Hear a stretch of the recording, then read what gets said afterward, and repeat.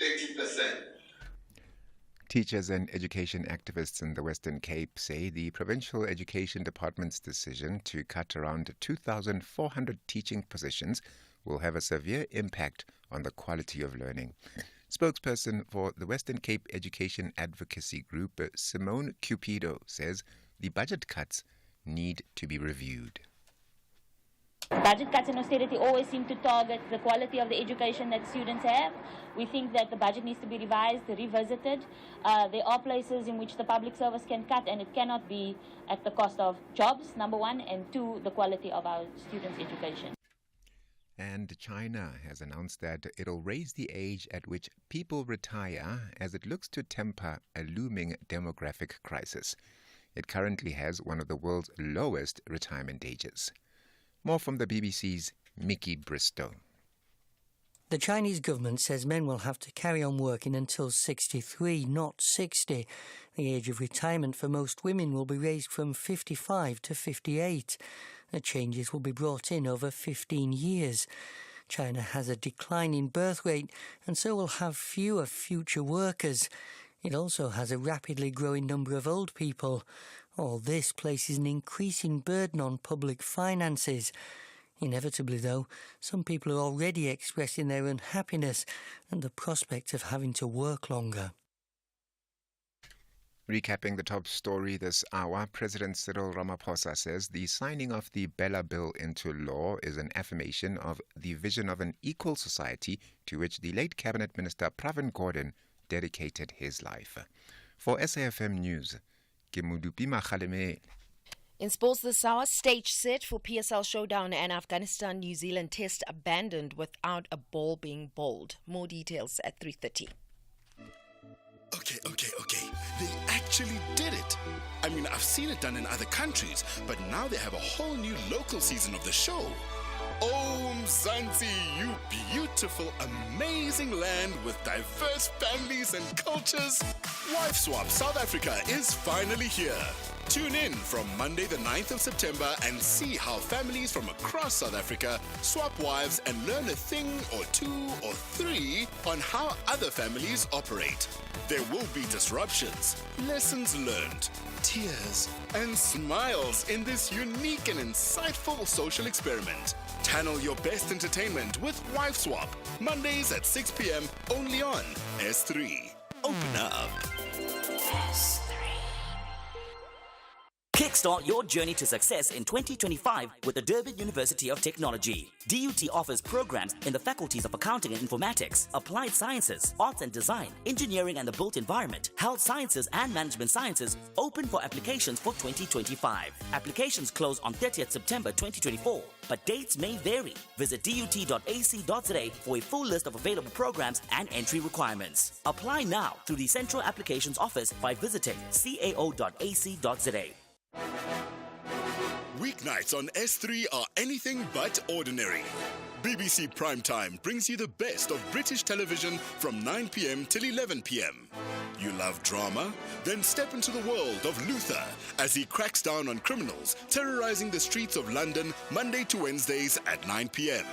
Top Gear will have you falling in love and rolling in laughter as Jeremy Clarkson and his team take you on an automotive journey like no other, Monday to Wednesdays at 10 p.m. Channel your best entertainment with BBC Primetime, only on S3. Open up. S3.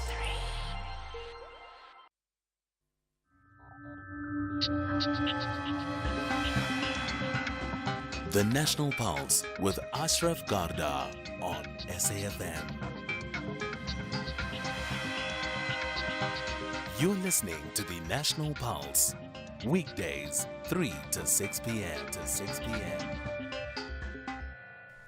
It's certainly been a day of huge significance. I mean, two significant factors. Of course, the Bella Bill, and much talked about Bella Bill now, is now an act of law after it was signed off today.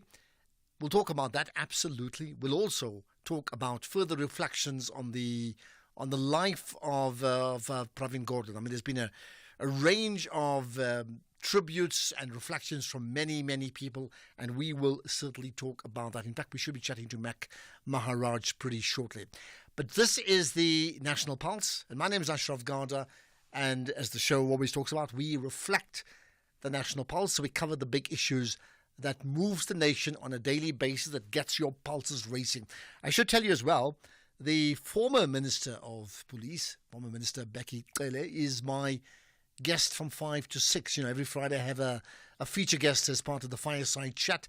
Well, we're going to be talking to him. Looking forward to that. And I may have told you this the other day, that after today I'll be off for a couple of weeks because I'm off to Montreal, Canada. I'll be moderating at the One Young World Summit. So we'll chat to the founder of One Young World, Kate Robertson. And remember, that is a annual gathering of 2,000 of the brightest young minds, the brightest young activists from around the world that come together in different cities around the world every year. Last year, Dublin, this year, Montreal, which starts this week. Wednesday is when it all happens. So we'll talk to her about that shortly, and you need to be listening to that. But let's start firstly at the very top. Considering the fact that Pravin Gordhan has had an amazing struggle history in terms of being very much a struggle cadre, and then being, if nothing else, just look at the two factors that he has been the Minister of Finance twice over, and also, amongst other things, also being the first SARS commissioner. That I think many people who are involved in that said, in fact, he's built the building blocks to create SARS as we know it now into a first-class, top-class institution. There's also his issues around these challenges to state capture with regard to the former President Jacob Zuma. And there's also these thoughts about his position, certainly in his latter years, around state-owned enterprises. And many suggest that, in fact, he failed on those issues. But by and large, what we're going to focus on just now and then later on, just looking at the personal life, more than the political person, the personal person that is Pravin Gordhan. Now, let's start at the very top with a tribute from the President Ramaphosa. South Africans woke to the sad news of the passing of former Minister Pravin Gordhan. I had the occasion to go and spend some time with him last night in hospital as I returned from Cape Town before he passed on. And I was able to get a moment to speak to him, even though he could no longer hear me. But it was a sad moment for me to be able to watch him as he was passing on his journey to another world. He was one of the most principled and courageous freedom fighters that our nation has known and produced. We extend our condolences to his wife, Vanita, his daughters, Anisha and Priyesha, and to his family. Many of his family members I had found gathered from all over the world, and even as I arrived, some were arriving from various parts of the world to see him as he was passing on. Pravin Gordhan dedicated his life to the struggle of the freedom of our people. He fought to liberate this country from the shackles of apartheid, from inequality, from poverty, and from hunger. He is one person who was driven by a vision of a society in which all people may achieve their full potential and in which all may realize their dreams. I have decided that we will have an official funeral to say our goodbyes to him as a nation in the coming days, as it will be announced. Okay, and I understand that coming days now is set for Thursday. where there would be this funeral. And as you probably may have heard Nishan Bolton speak early on from the Kaswala Foundation, there would be a private cremation ceremony as well. Okay, now what we'll do is we should be chatting to Mac Maharaj. We're just having a problem connecting to him, so my apology for that. By the way, I should tell you, I jumped into my Uber car today, and I found it very interesting that the driver had his dial locked onto SAFM, and I asked him, I said, like, so what time do you listen? And he said, well, I listen daily from 6 to 6. And actually, I take in the business show and then I switch off. So I listen like 12, 13 hours a day. So that's fantastic. Who are you listening to now? And he said, well, Bridget's show. And then I said, well, what happens after that? And he said, Ashraf. He said, oh, that's you, right? So the point I was making was, like he says, no, I listen daily because it gives me everything that I need, which I think is just fantastic, right? So I thought I'd give a shout out to him, the Uber driver. That's how he wants to be called. And I've just tweeted out a picture of himself, rather of the car, and he's dial locked into SAFM. And if you are listening on the roads, at home, wherever you are, listening via an app, and you want to send us a picture of your dial locked onto SAFM, that's fantastic. I'd love to see it. It could be in South Africa. It could be anywhere around the world. Further reaction has come from SARS, and listen to this from Sipite Sibeko, the SARS spokesperson. Today is truly a sad day on the occasion of the passing of our beloved Finance Minister and former Commissioner of SARS, Mr. Pravin Gordhan. The contribution made by Mr. Gordhan will never quite be appreciated, but those of us who were close to him understood his passion, his motivation, his drive to ensure that all the lives of South Africans are changed for the better. Mr. Gordhan ushered in and evangelized the notion that SARS exists to serve a higher purpose that enabled government to build a capable democratic state that fosters sustainable economic growth and social development for the well-being of all South Africans. He truly modernized our institution to be one of more than just a world class, but one that can be looked upon with pride at the sense of achievement by South Africans. As we all know, that he participated in a struggle that ensured that South Africa was a free country, but not only that, that South Africa can be capable to meet its challenges as a new and a democratic nascent state. As we salute this hero, as we salute this revolutionary, this true patriot and a steward leader who provided us with a direction and a strategic outlook that ensured that SARS is better, as SARS improves the lives of ordinary South Africans. SARS collect every cent that is due to the state so that we could pay all those grants that are so needed by the most vulnerable in our society. We salute this patriot. We say, Hamba kahle, Pravin, Hamba kahle Gordhan. Hey, another tribute there coming from SARS. We should be chatting to the former minister, Mcebisi, join us as well, coming up after 4, not quite now. And we will talk to Mac Maharaj when he finally connects with us, or we connect with him. There is a thought from Guy Leach, who's the editor at the SA Flyer magazine, and he worked at SAA under Pravin Gordhan. So, Guy, good chatting to you. Hi. Yeah, hi, and nice to be with you guys. Well, no, I think that the mark Pravin Gordhan left is absolutely monumentally and it's indelible. He did so much good work for South Africa, and he really was a survivor. He was a political survivor, having been in cabinet literally from almost the get-go of the new government. But and he really showed what he could do as both head of Commissioner of SARS and then as Minister of Public Enterprises. But my view in retrospect is that he was dealt rather a poor hand by the rest of government, because I think that he essentially was given a poisoned chalice by giving public enterprises to look after, not even Pravin could break the stranglehold that some of the state-captured groups of interests had on the public, on state-owned enterprises.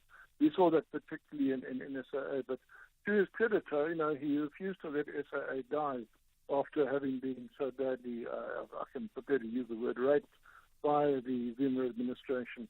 And he's kept the airline going, and from what we see now, it's getting back onto track. It's going to struggle. I don't think it'll ever be the size that it was, but full marks to Pravin for having the guts and the temerity to actually negotiate with all the creditors and find a way to keep the once proud airline going.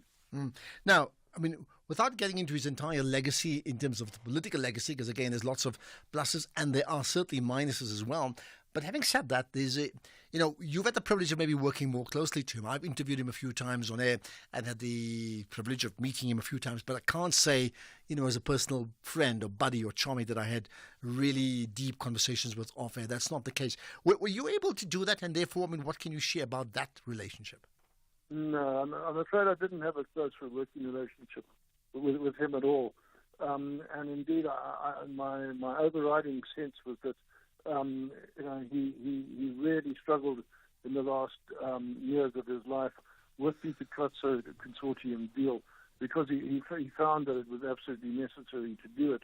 But it didn't really line up with what he wanted for SAA. He wanted the state to continue to own SAA.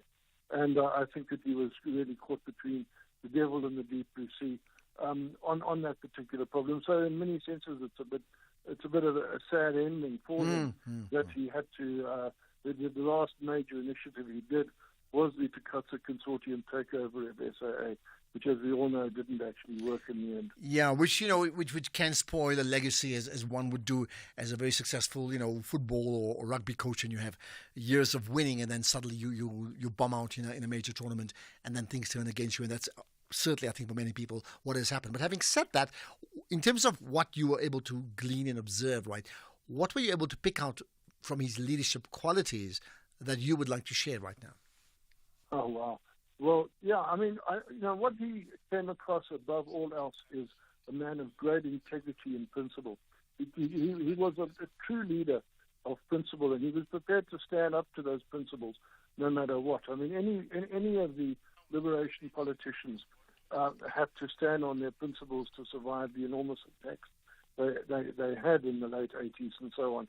And yet he didn't lose those principles. He stood by those principles all the way through, and he was one of the very few politicians who survived, 2 or 3 government leaders or ANC leaders, simply because he was so competent at what he did. And I think that was a really inspirational basis for leadership, that it deserved to do better in state-owned enterprises than it did, but he just didn't have the support he needed to be able to push back against the former SAA CEO Vianney Johana called a culture of malfeasance. All right, that's where we will leave it. Guy Leach, appreciate you giving off your time, editor at the SA Flyer magazine, and then worked at SAA under the now late Pravin Gordhan. After cutting the Buccaneers' continental journey short last season, Botswana Giants, Jwaneng Galaxy, want to make beating the black and white outfit a good habit. They meet again, but Sir Rivero's boys plan to take full control at Botswana National Stadium. This is the second preliminary round of the Total Energies CAF Champions League. Experience great vibes of African football. Jwaneng Galaxy FC versus Orlando Pirates FC. This Saturday, 14 September at 4 p.m. Live on SABC Sport on DTT Channel 4. Also available everywhere for everyone, always on SABC Plus and SABCSport.com. Proudly brought to you by SABC Sport. For the love of the game. So why should I use We Buy Cars if I want to sell my vehicle? Because We Buy Cars buys cars. But will I get the right price? Of course. We Buy Cars buys thousands of vehicles and knows exactly what every vehicle is worth. Their buyers deliver exceptional service and pay you immediately. And how do I know what they'll pay for my vehicle? It's easy. Visit webuycars.co.za or use the We Buy Cars app. Follow the simple steps and voila, you'll know your car's value in no time. We Buy Cars. Quick, easy, the best. Becoming Elizabeth is the fascinating story of the early life of England's most iconic queen. With no clear heir, the death of King Henry VIII sets into motion a dangerous scramble for power. Elizabeth's fascinating and factual journey to secure the crown is filled with scheming, betrayal, and illicit relationships that threaten to bring forth her demise. At a time in which every man or woman of the court is on the wheel of fortune, which may take them to a position of great power one moment, or the executioner's block the next. Channel your inner royalty with Becoming Elizabeth, Saturdays at 9:30 p.m. only on S3. Open up. S3. The National Pulse, weekdays, 3 to 6 p.m. Right, let's get to what we call the Global Watch feature. Now, often we talk and we speak to people, and then there's another side of the story, and there's different people with different interests who feel, well, they want to put their side of the view across because they feel that the one side heard was just not accurate enough. So today we give you another side of the story in relation to the recent Israeli protests that happened on the 2nd of September and various, an interview around the 2nd of September and various interpretations in terms of what exactly happened in the region, particularly around the latest protests. Right? You may recall on the 2nd of September, I chatted to Thembisa Fakure, who's the Senior Research Fellow at the Africa-Asia Dialogues. That's after the Israel military recovered or uncovered the bodies of 6 hostages killed in the Gaza region. He made remarks that the South African Zionist Federation felt, well, needed to be challenged. They felt, according to them, that effectively Thembisa Fakure was off the mark. So let's get the thoughts in terms of a right of reply with Ruth Wasserman Lande, the former advisor to the late President Shimon Peres, also served as an analyst in the Israeli Defense Force. Ruth, appreciate your time. You are connected to the National Pulse. Yes, hello everybody. It's very good that you're allowing this platform in order to be able to reply to what you're saying. Thank you. Pleasure. So what I'm going to do first up, right? The South African Zionist Federation in particular had some thoughts around what they felt was inaccurate in terms of what Thembisa Fakure, the guest that we had a few weeks ago, said. So let me do this. Let me play that clip, and then we'll chat around it. First of all, this is Benjamin Netanyahu, the same person who killed 3 sons of Ismail Haniyeh while they were negotiating. 1. 2 is he also went on to Iran to kill the same person that was negotiating with. So the same guy who's saying that the Hamas is not serious about the deal while they're killing hostages. But of course, Hamas has said they haven't killed any hostages. The hostages were killed by Israeli fires. Okay. Let me get to you then, Ruth. What's your response to that? I'm first of all, I have to say that I'm absolutely shocked that he said that the hostages were killed by Israeli fire. Those 6 hostages particularly, let's begin with the fact that Hamas operatives, which is a designated terrorist organization by a myriad of Western countries like the United States, Canada, UK, and a lot of other countries throughout the world. It's a designated terrorist organization. Kidnapped 250 people, most of whom are civilians. They dragged them from their beds. I'm talking about grandmothers, mothers, children. So let's begin with the fact that this has actually happened. 250 people who were in their beds, in their homes, civilians, were kidnapped by this terrorist organization, or what has been designated as a terrorist organization by a variety of countries. But Ruth, I'm going to interject you. Ruth, no problem. I want to just make it clear. Hold it. I just want to give you the context as well in terms of time. Sure. I don't think anybody's contesting what happened on October the 7th. We're talking about what happened with regard to the 6 hostages killed. Now, okay, you can so comment on that. within those hostages, absolutely. Thank you so much for pointing that out. So in September, 6 of the hostages were held in a teeny tiny narrow tunnel 60 meters underground with very little air, and it was humid, women and men together with no toilet and no shower, barely water, and very little food. In fact, the bodies were found of the woman who is 26 years old. She weighed 30 kilograms.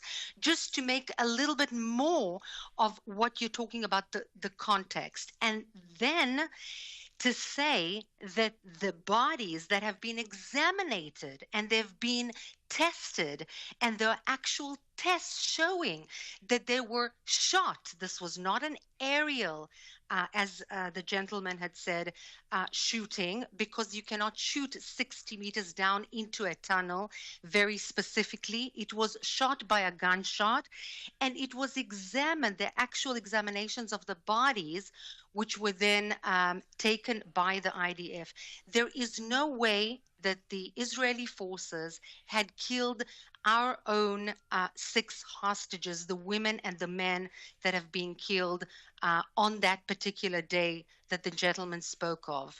This is the real context, and this is something that is honestly unheard of. Now, he also mentioned, with your permission, the sons of Ismail Haniya. All right, maybe just pause. I'll get to Haniya in a moment. So, if the Israeli Defense Force did not kill the 6 hostages, who, according to you, killed the hostages, and how do you know that?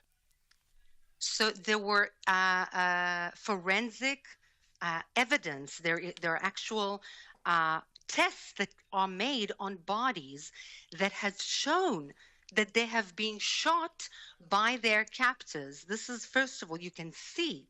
Now, there's no need to lie, because when the IDF makes a mistake, and the IDF makes sometimes mistakes, they say that they make a mistake, as opposed to the Hamas that lies about what they do and about mistakes that are being made.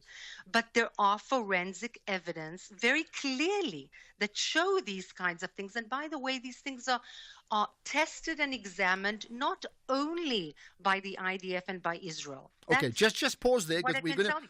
If you're saying the IDF have made mistakes, I mean, some may say that Hamas also make mistakes. Ultimately, both organizations, whoever they represent, are human beings, These are not and they're two prone to mistakes. organizations. No, God, no. The IDF is an army of an internationally recognized state. It was recognized legally by the United Nations in 1948. The Hamas is a terrorist organization, not designated as such by Israel, which was recognized by the United Nations in 1948, but by many countries, such as the United States of America, by Canada, by Australia and New Zealand, by the United Kingdom, and so on. So this is a completely different story. You cannot say that these are two organizations that sometimes makes mistakes. Okay, but I am saying to you, but I'm asking you this question, and we're going to get to news, so we'll just continue. I'm asking you this question. Never mind how you define Hamas, as others may define Israel differently. That I'm saying to you. But it's not my definition. But Israel can make mistakes. It's a designated definition. And Hamas can make mistakes too. Can you concede that both can make mistakes? This is a completely, it doesn't make sense, the sentence that you're saying.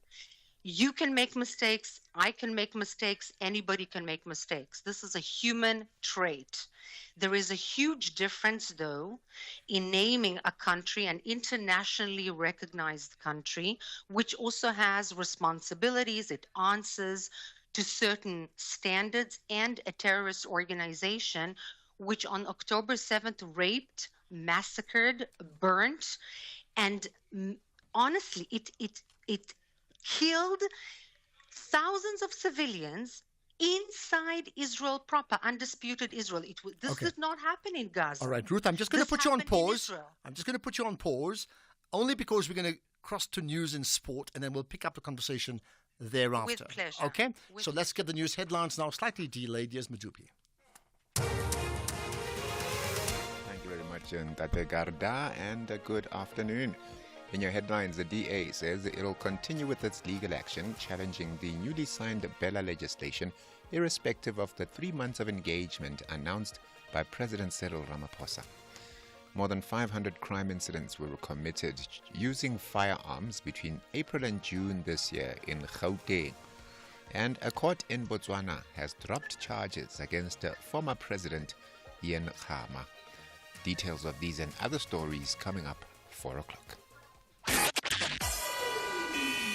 SAFM, guiding you through the rush hour traffic. Good afternoon. Starting off in Gauteng, the M2 westbound in Crown has delays towards Main Reef Road. The M1 southbound in central Johannesburg is slow moving towards Crown Interchange. The N3 southbound in Germiston has a crash at the M2 Geldenhuys Interchange. The N3 northbound in Bedfordview has a stationary truck before Van Buren Road. In Pretoria, the N1 southbound has a crash at Linwood Road. SKM Bafaleli Drive northbound has delays towards Moot Street, and on the N1 northbound, a crash near Atterbury Road reported. In KZN, the N3 eastbound queuing towards Ashburton. The M4 northbound is queuing at Blue Lagoon. The N3 eastbound is slow moving at Marion Hill Toll Plaza. Umgeni Road westbound is slow moving through Springfield Park, and truck congestion reported in the Bayard area, so expect delays. In Cape Town, the M3 southbound slow moving towards Rhodes Drive.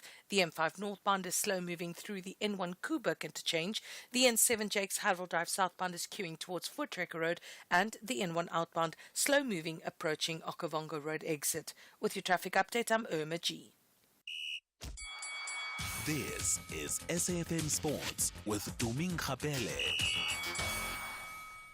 Right, what's the big sports story? I'm always forgotten. Last week it was like the build-up to some big events. It was Bafana and a whole lot of other things. What's it today? Well, we continue building up to big events, and this time around, the stage is set for the first round of the 2024-25 Betway Premiership season. It's starting tomorrow, and it's going to go on until next week. Now, the first block of fixtures go on until next week because several clubs are participating in the qualifying rounds of the CAF Champions League and the CAF Confederation Cup this weekend. And first up tonight is the CAF Confed. In the CAF Confed, is Stellenbosch FC, who hosts the AS Vita this evening in the first leg of the second preliminary round. And according to coach Steve Barker, he says that it will be important for his side to focus on the title race, even if it looks like a busy schedule, especially when it comes to juggling the domestic campaign and the CAF Confederation Cup for Stellies.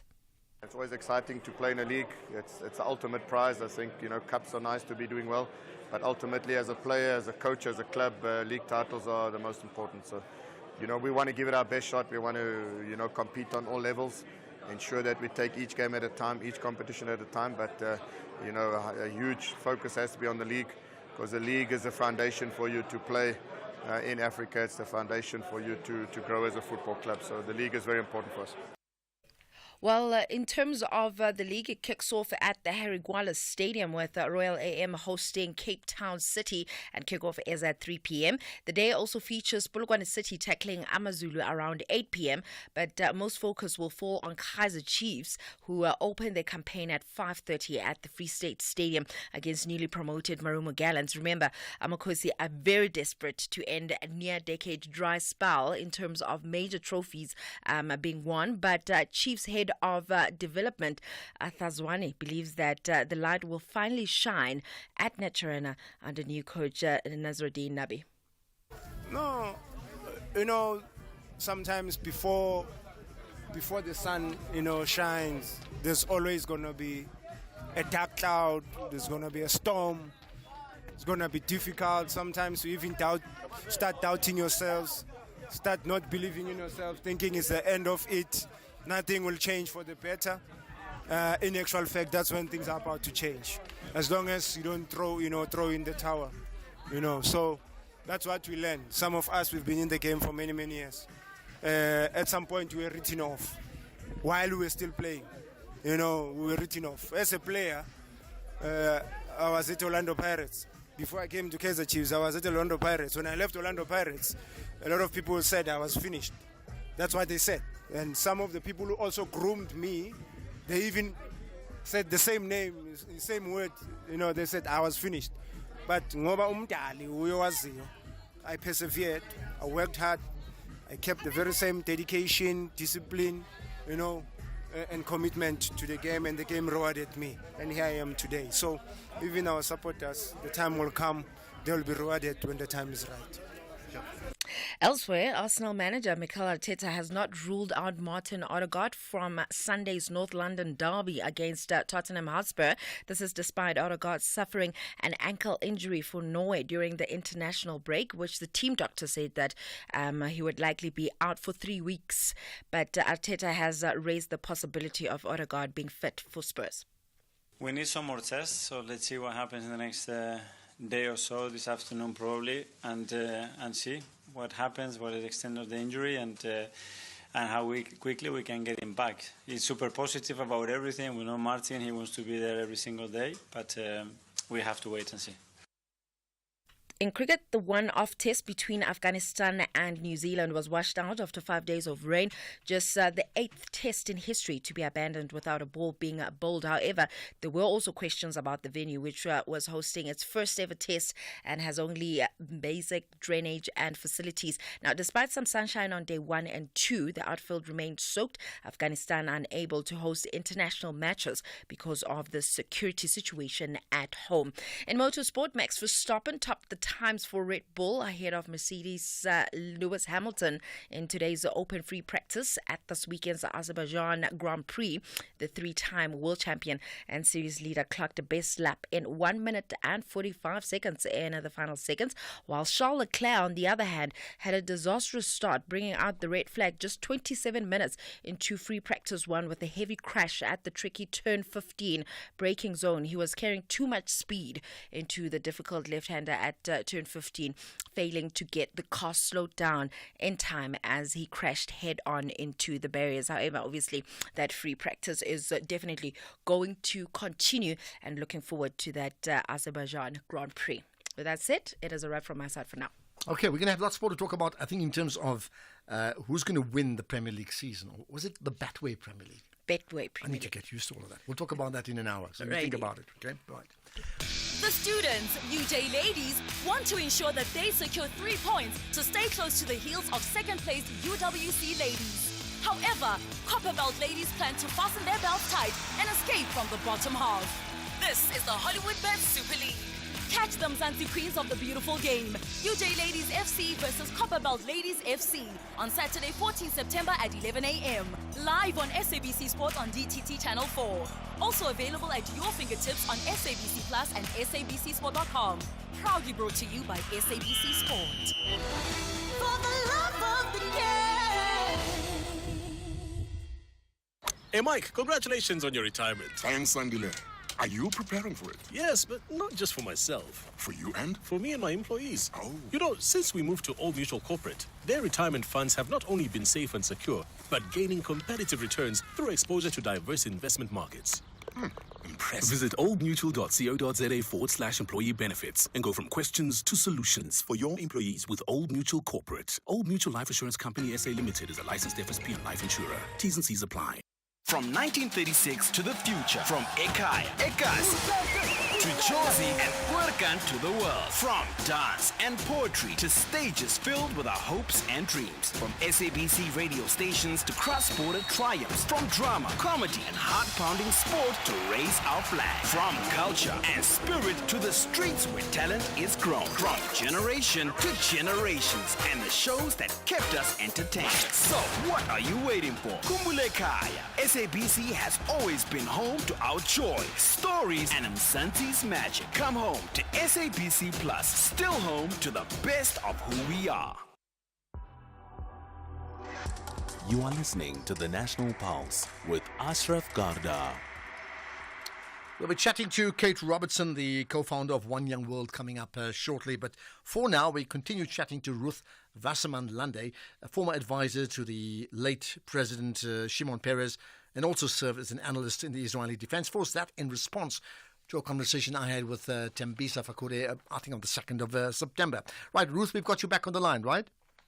Hello. Thank you. Right, so when we stopped for news, I did say I'll come back to the issue about Ismail Haniyeh, where Tembisa Fakure made the point that not only were the sons killed, but even Haniyeh himself was killed, and he effectively, Tembisa saying, that he was killed by Netanyahu, meaning by his decree. Would you challenge that?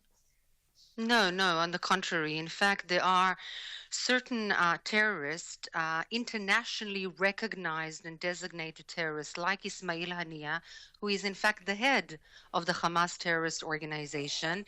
He's on the wanted list not only of Israel but of others, and has been in charge of very many killings, murderings, and of course October 7th, in which over 1,000 people were killed, many of whom were in fact civilians. Not only civilians, but children, grandparents, people who were literally murdered, gang raped inside their own homes. Okay, so I'm going to move on. I'm going to move on Haniyeh because of time. The head Yeah. of that organization. It's important to understand. I understand that. Because the IDF doesn't just target people. It doesn't happen. Okay, so to confirm, you're saying that the decree coming from Israel was correct about killing Haniyeh and his sons for what you've just said above. Is that correct? Correct. Okay, let's move on, right? How would you then respond to the fact that whatever may have caused Hamas to attack Israeli civilians on October the 7th, right, and however many died, the reprisal has seen over 40,000 people dying, mainly civilians, lots of them women and children, babies in various parts of that region called I would Gaza. very much How would you wish respond to to that? explain. I would very much like to explain. First of all, you are quoting a number which is given by the Ministry of Health inside Gaza belonging to the Hamas. This has been known and proved by the New York Times and other internationally recognized bodies that have nothing to do with Israel. On the contrary, they're usually not so much in favor of Israel, that these numbers are not correct in any way. Now the Hamas has been known to lie about numbers, and therefore quoting their numbers is something that I would not do, because this is not journalistic. It's problematic. But how? I mean, you must have some there idea. were- If you're disputing there that, but Ruth, to be fair, if you're I will. disputing that, how many people? Absolutely. I want to answer you in full. I'm not running away from the fact that there were civilians hurt. Now, I want to explain how that comes to be.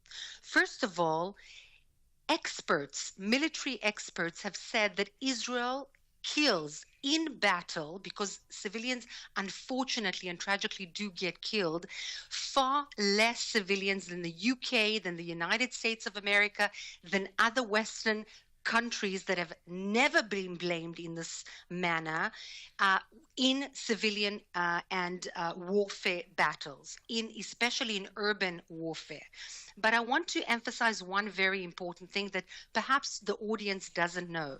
The Hamas terrorist organization terrorizes not only Israel and the Jews, but its own Gazan civilians. And what it does, it embeds itself within civilian populations. In other words, in schools, in hospitals, inside clinics, under UNRWA headquarters. This is what it does. Now, why does it do that?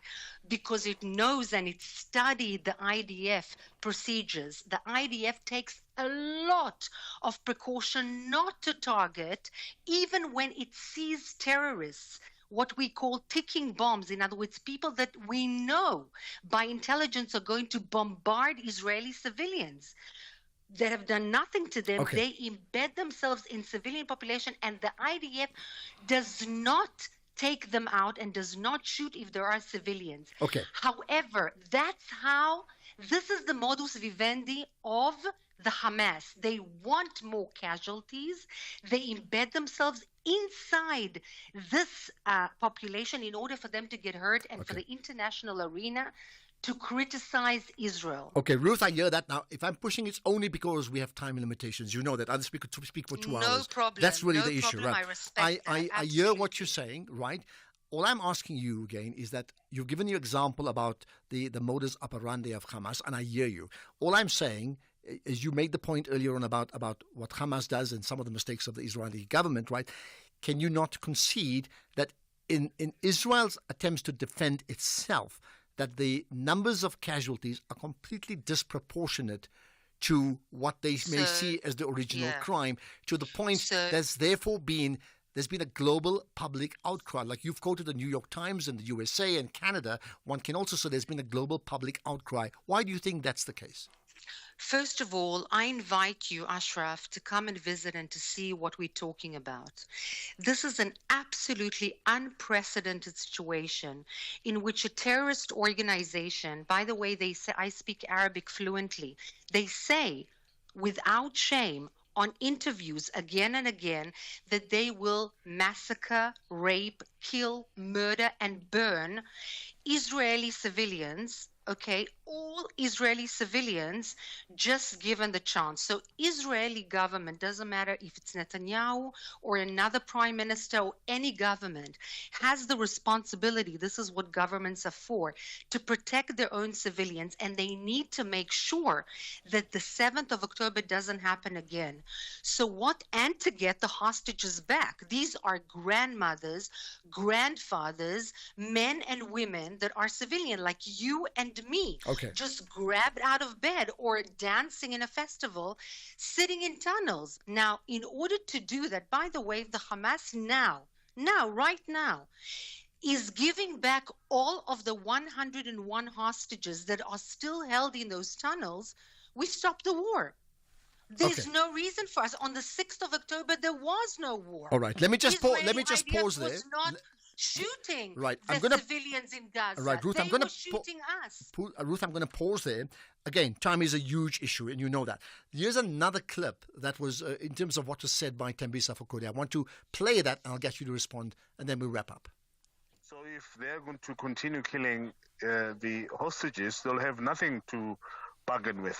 So that's what makes me convinced that it's not Hamas that has done so. But besides, Hamas has issued a statement, and as I've said earlier on, most of their statements have not been disputed in the past, but we know that Israel has committed acts of aggression and killed, maimed, and destroyed property, and issued statements that were totally contrary to what has happened on the ground. So that's why I believe that Hamas is correct, and they've got nothing to lose by killing the hostages.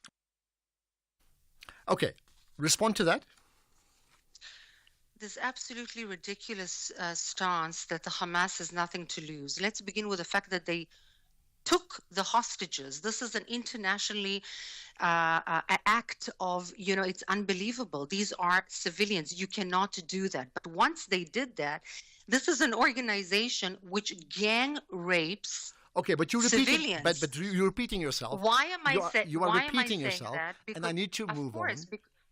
No, but I'm repeating myself because we need to understand what kind of cruelty was used. Why am I saying that? Because sharp elements that are metal elements were found in the bodies of civilian women and teenage girls on the 7th of October. Just to understand that when this gentleman says that these have nothing to lose by shooting the hostages, I don't know what he's talking about. This is not a rational, normal kind of any kind of ethical thinking by a human being. These are people that have done atrocious things. This is number one. Number two, they still have 101 to negotiate with. Well, that was the point that he was making. So it doesn't make sense what he's saying, but because that's the point. So many that's the still point. There. That's the point he was making, those hostages are the leverage. But that's another conversation. The leverage are the 101 that remain. Yeah, here's the last thing to wrap up on, right? We need to wrap up. What do you understand by the large numbers of Israeli citizens that have gone to the streets over the last few weeks calling for Netanyahu to either resign, quit, or to relook at the entire situation because it's cost the lives of Israeli citizens, and they don't want that? So Israelis have always and forever did not want war. This is not the wish neither of the government nor of the people. By the way, I'm not a spokesperson who want to experience, God forbid, what was experienced. As a civilian, I understand those people demonstrating. The Israeli people don't want war. They don't want this kind of suffering. But what they do want is to get the hostages back. Again, I repeat what I said 1 minute ago. If the Hamas gave up the 101 hostages that have suffered 11 months in captivity in the Gaza tunnels, including children, I repeat, children, then the war will be over. On October 6th, there was no war. Okay, there let was me no pause there. shooting, except, but please, with your permission, just one last sentence. On October 6th, before this whole thing and the IDF and Gaza, the only shooting that was going on, and this is important to understand, before the massacre was the Hamas terrorists throwing rockets on Israeli civilians all the time, and us going into security rooms, including myself and my children, in order to protect ourselves. Okay. So the people of Israel they pray, they wish, they want to reach out to get the hostages back. Okay. The problem is not in the hands of the Israeli government, unfortunately, and believe me, I don't even side with the Israeli government. That's not the point. The point is that we are facing a very scary, absolutely inhumane terrorist organization called the Hamas. Okay. And this is a fact. Ruth, your time is up, right? Let me say this much. I hear what the things you've said. Lots more to talk about in terms of why there's so many people on the streets of Tel Aviv opposing Netanyahu's position. I think we can't ignore that part. It's a democracy. Well, that's the point. We also can't ignore that in a democracy there are rights for the citizens of Palestinian citizens and what they want to do and their aspirations. Course. And therefore, I'll leave this to end with. It's a question I've asked often, and you don't have to answer it. Not today. We'll do it some other time.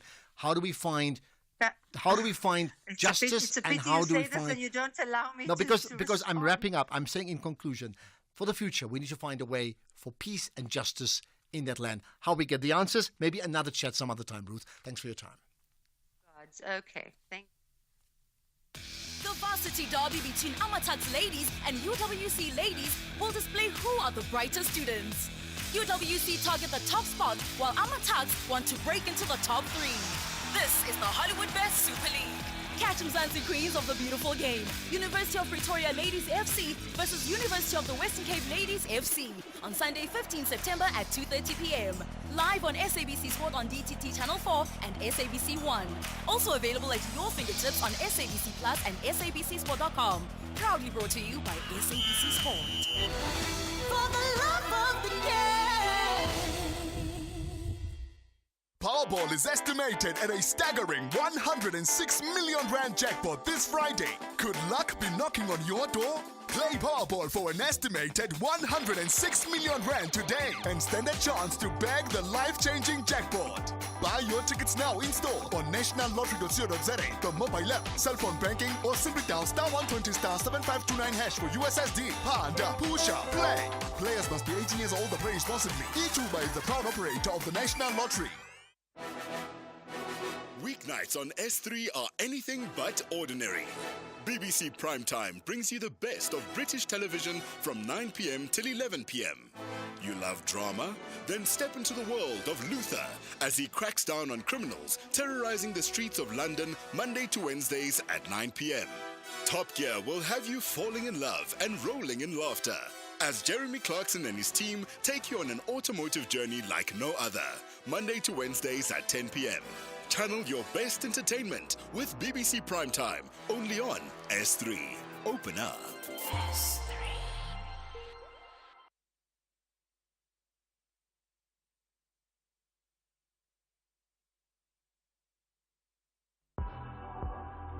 The National Pulse with Ashraf Garda. Weekdays, 3 to 6 p.m.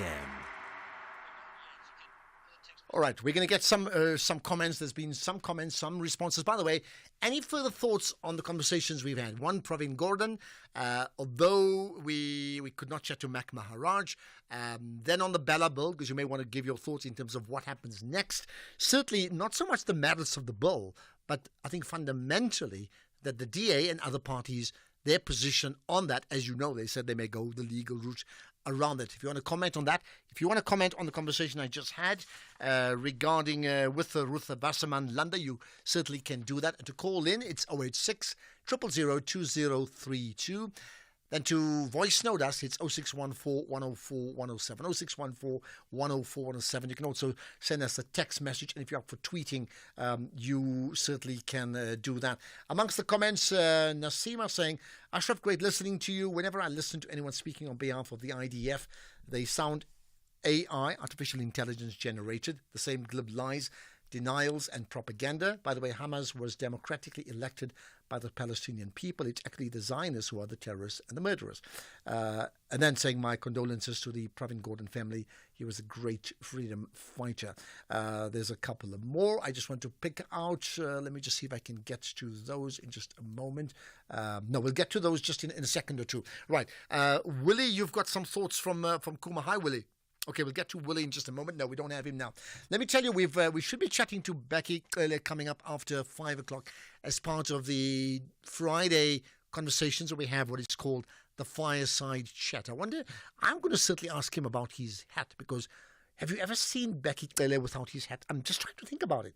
I've probably seen one picture around that there, but I haven't seen many more around it without a hat. It almost seems like that's the normal thing that you'd expect him to have, right? So if you have a comment on that in terms of the host from the DA, I'll try and get that up as soon as I can. There's just been a connection delay that's just causing a bit of a delay for me able to read it. So what I do know now is that the DA has terminated the membership of Ronaldo Gous after the federal executive of the DA made this decision. You may remember, was it yesterday, we had the DA leader, John Steenhuisen, effectively asking Ronaldo Gous to be removed from that Department of Agriculture and asking him to step down. Now they've confirmed that that position there. No, in fact, I'm getting it mixed up. Ronaldo Gous, of course, was the MP, right? Who there's been a huge outcry around his outburst from a long time ago, and many suggested he was not fit enough to actually stand as an MP. So that position, not to get confused with the Department or the Minister of Agriculture, the federal executive, we did ask ourselves, it's like it's taking such a long time for them to make a decision because he's been suspended. We've now confirmed that they've terminated his membership of the DA. But I'll try and get that statement as well and read it out and maybe get comment as well from the DA after the news, which is right now, it's 4 o'clock.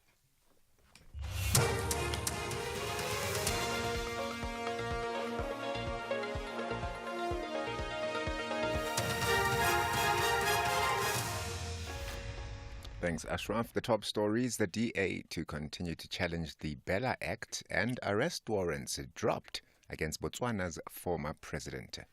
A very good afternoon. Ke Modupima Kgalemele with the news.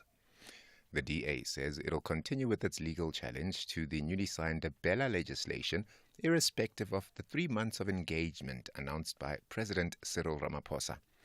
While signing the bill into law this morning, the president said an opportunity would be given to those who have concerns regarding some clauses to engage with the government and come up with acceptable alternatives.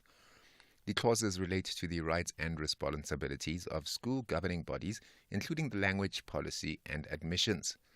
All other clauses come into effect immediately. DA National Spokesperson Willie Okamp. The fact that President Ramaphosa said that should we not be able to get consensus after this 3-month period, the bill will be implemented, is not in good faith, and it does not reflect what he said in the statement of intent that was signed between all the parties of the GNU when it was formed. That statement makes provision for sufficient consensus that must be reached between all parties. If the president is going to sign this unilaterally again after 3 months, it will mean that he has got a disregard for this sufficient consensus that they have agreed to. Ramaphosa earlier said that the signing of the Bella Bill into law is an affirmation of the vision of an equal society to which the late Cabinet Minister Pravin Gordhan dedicated his life. The president says he was able to visit Gordhan last night on the eve of his passing. Pravin Gordhan dedicated his life to the struggle of the freedom of our people. He fought to liberate this country from the shackles of apartheid. from inequality, from poverty, and from hunger. He is one person who was driven by a vision of a society in which all people may achieve their full potential and in which all may realize their dreams. I have decided that we will have an official funeral to say our goodbyes to him. Analysts, meanwhile, say that although Gordhan did an exceptional job as a commissioner at SARS, he did not do so well as the finance minister. Chief economist at the Efficient Group, Davi Root.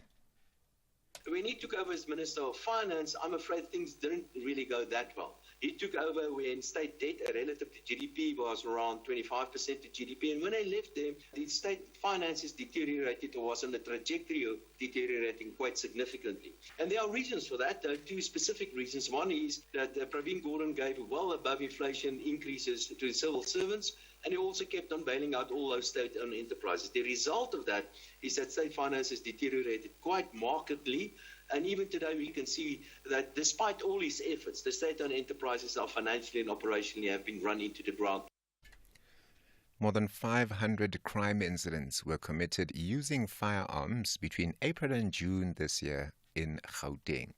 This emerged during a briefing by Gauteng Police Commissioner Tommy Mtombeni to the Gauteng Legislature in Joburg. Member of the legislature, Bishop Dalton Adams, has called on the police to investigate the easy access and availability of firearms. Guns cannot be so freely available. Where do they get it from needs to be investigated very seriously.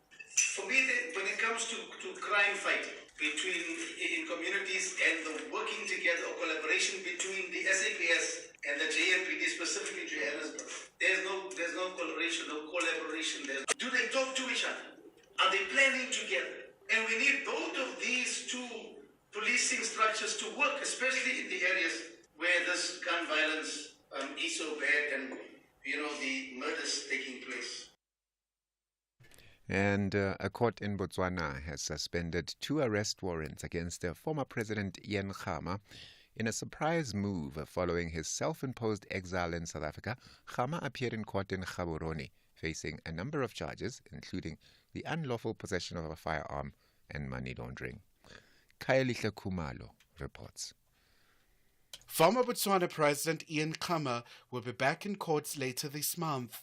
He had applied for court to set aside the warrant of arrest against him. Khama had blamed his successor, President Mokgweetsi Masisi, for all the troubles that forced him to flee to South Africa. Masisi denied the accusations. This comes as Botswana is gearing up to have elections next month, and incumbent President Masisi is seeking re-election in what is billed to be the heavily contested polls. Kaelihle Khumalo, SABC News, Johannesburg. The top story at 4 o'clock, the DA says it'll continue with its legal challenge to the newly signed Bella legislation, irrespective of the 3 months of engagement announced by President Cyril Ramaphosa. Greg has your headlines at past. For SAFM News, Kemudupi Makhalemele. In sports, the Sour Tears Galaxy and Samir Nukovic part ways, and CSA Under-19 emerging men's squad announced. More details at 4:30. SAFM, guiding you through the rush hour traffic.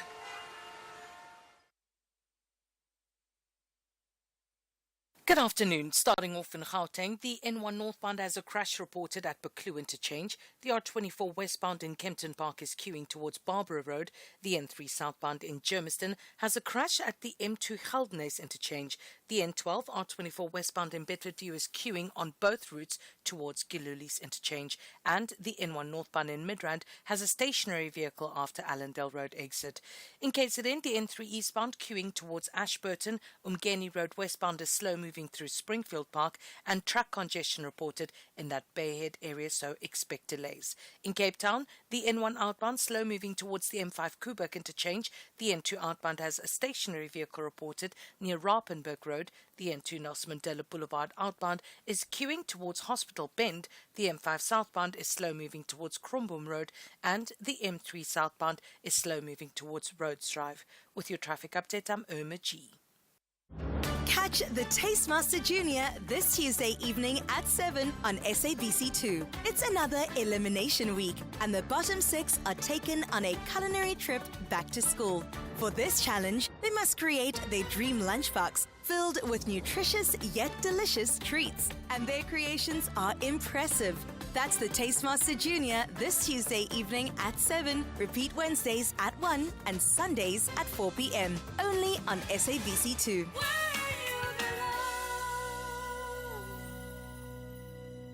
Powerball is estimated at a staggering 106 million rand jackpot this Friday. Could luck be knocking on your door? Play Powerball for an estimated 106 million rand today and stand a chance to bag the life-changing jackpot. Buy your tickets now in-store on nationallottery.co.za, the mobile app, cell phone banking, or simply dial *120 *7529# for USSD. Panda, Pusha, play. Players must be 18 years old and play responsibly. eTuba is the proud operator of the National Lottery. The varsity derby between Amatax ladies and UWC ladies will display who are the brighter students. UWC target the top spot, while Amatax want to break into the top 3. This is the Hollywood Best Super League. Catch Mzansi Queens of the beautiful game. University of Pretoria Ladies FC versus University of the Western Cape Ladies FC on Sunday, 15 September at 2:30 p.m. Live on SABC Sport on DTT Channel 4 and SABC 1. Also available at your fingertips on SABC Plus and SABCSport.com. Proudly brought to you by SABC Sport. For the love of the game.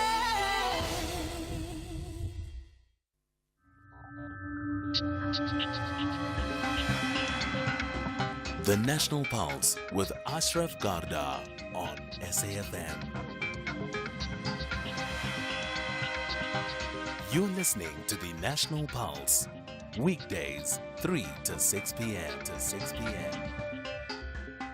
Right, every day we ask that question, what for you moves the national pulse? And every day you have different answers. I wonder, wherever you may be now, you'll be thinking about this, say, well, you know what, these are the big issues. Certainly nothing bigger for us besides the passing away of Pravin Gordhan, which I think is significant, than the issue of the Bella Bill now finally moving from a bill to an act of law after the president signed it today.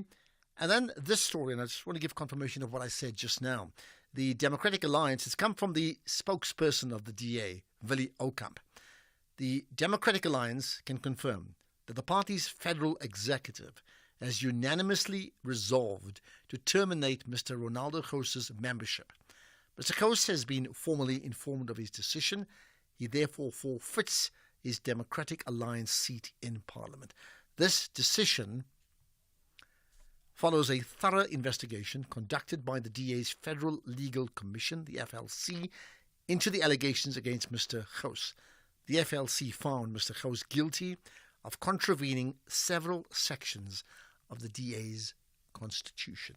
That is the DA's statement, and that's the end of Ronaldo Gos and his relationship with the DA. Right, many people wish to comment on some of the issues that we've discussed. We'll try and squeeze them in as soon as we can. Let's, however, get to an issue that is close to my heart, because that is the reason why I will not be here for the next couple of weeks. Right? One Young World. One Young World is an event that is put together, I would think, about 2,000 of the brightest young minds in the world, with a key issue around activism in terms of what they do to change the world for the better. And every year they have it in a different city. Last year was Dublin in Ireland. This year it's going to be in Montreal in Canada. So I mentioned this yesterday as well as today, that I leave for Canada on Monday, and therefore I'll be gone for a couple of weeks.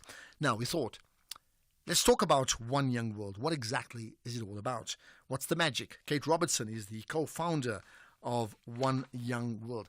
Kate, it's a privilege to talk to you. Welcome. You're now connected for the very first time to the National Pulse. Well, it's a privilege to talk to you, Ashraf, and hugely moving for me as a South African. And hello from us here in Montreal. So if you're in Montreal, then you are literally counting down, because the big event starts, I think, Wednesday evening, right? Wednesday evening opening ceremony, but the day before, on the 17th, we have 135 people from 35 countries all over the world who are representing their indigenous nations, the First Nations, and the treatment of the indigenous peoples of North America, obviously a huge concern and issue. And so that's a special day for them to get to know each other, to put their cases forward. But that's a separate event than the big one, which, as you say, you will be there when we start at the opening ceremony at the Bell Centre the following night. I certainly intend to be there. So let's then talk about the magic of One Young World. What is it about? One Young World is about finding and helping in any way we possibly can the best young leaders in the world from every single country in the world. That's what it's about. Is it succeeding? We see these young leaders that we've had starting with the cohort in 2010. We see them now coming through the ranks, and they are hugely impressive. Mr. Annan, Kofi Annan, always used to say that they could only do better than his generation, and I think they are, Ashraf. But we need to, you and me and everybody else who's not so young, we need to get behind them. Well, I certainly agree. I often talk about being this champion spotter, identifying champions, best in class, and then ensuring that there's cohesion around them. But here's the point. How do you identify these young people and then move beyond identification to get them to become part of One Young World? It shouldn't be complex, but put it at its simplest. We depend on the great and the good to tell us where these young people are. So an example from South Africa, let's say, for 2010, I contacted the then Vice Chancellor of UCT, Cape Town University, and said to him, send me somebody amazing from UCT students. I paid for that myself. And he sent the then president of the Students' Representative Union at UCT, and he is someone you know, you and I have discussed him before, was Sizwe Mpofu-Walsh. So we really do depend on the great and the good all over the world to put forward these young people and tell us where they are. And then we start an onboarding process before they come to the summit, where we help them to get ready for what the summit's going to be for them, because it's pretty intense, very, very busy time, as you'll see when you're with us. We gather the inspirational figures from around the world to talk to them and to meet them. And it's very much not your average conference where someone famous walks onto stage and walks off again and you never see them again. Mm-hmm. There is quite a lot of really interactive relationship between these young leaders and the great and the good, as I always told them. And now you're one of those, Ashraf. Well, looking forward to it. Yeah, absolutely. So here's the thing. So you mentioned Sizwe Mpofu-Walsh. Absolutely, we know him. I think Dr. Shakira Chunara, who now works for the World Health Organization, I think, or UN in some form, was also one of your delegates that was sent over, right?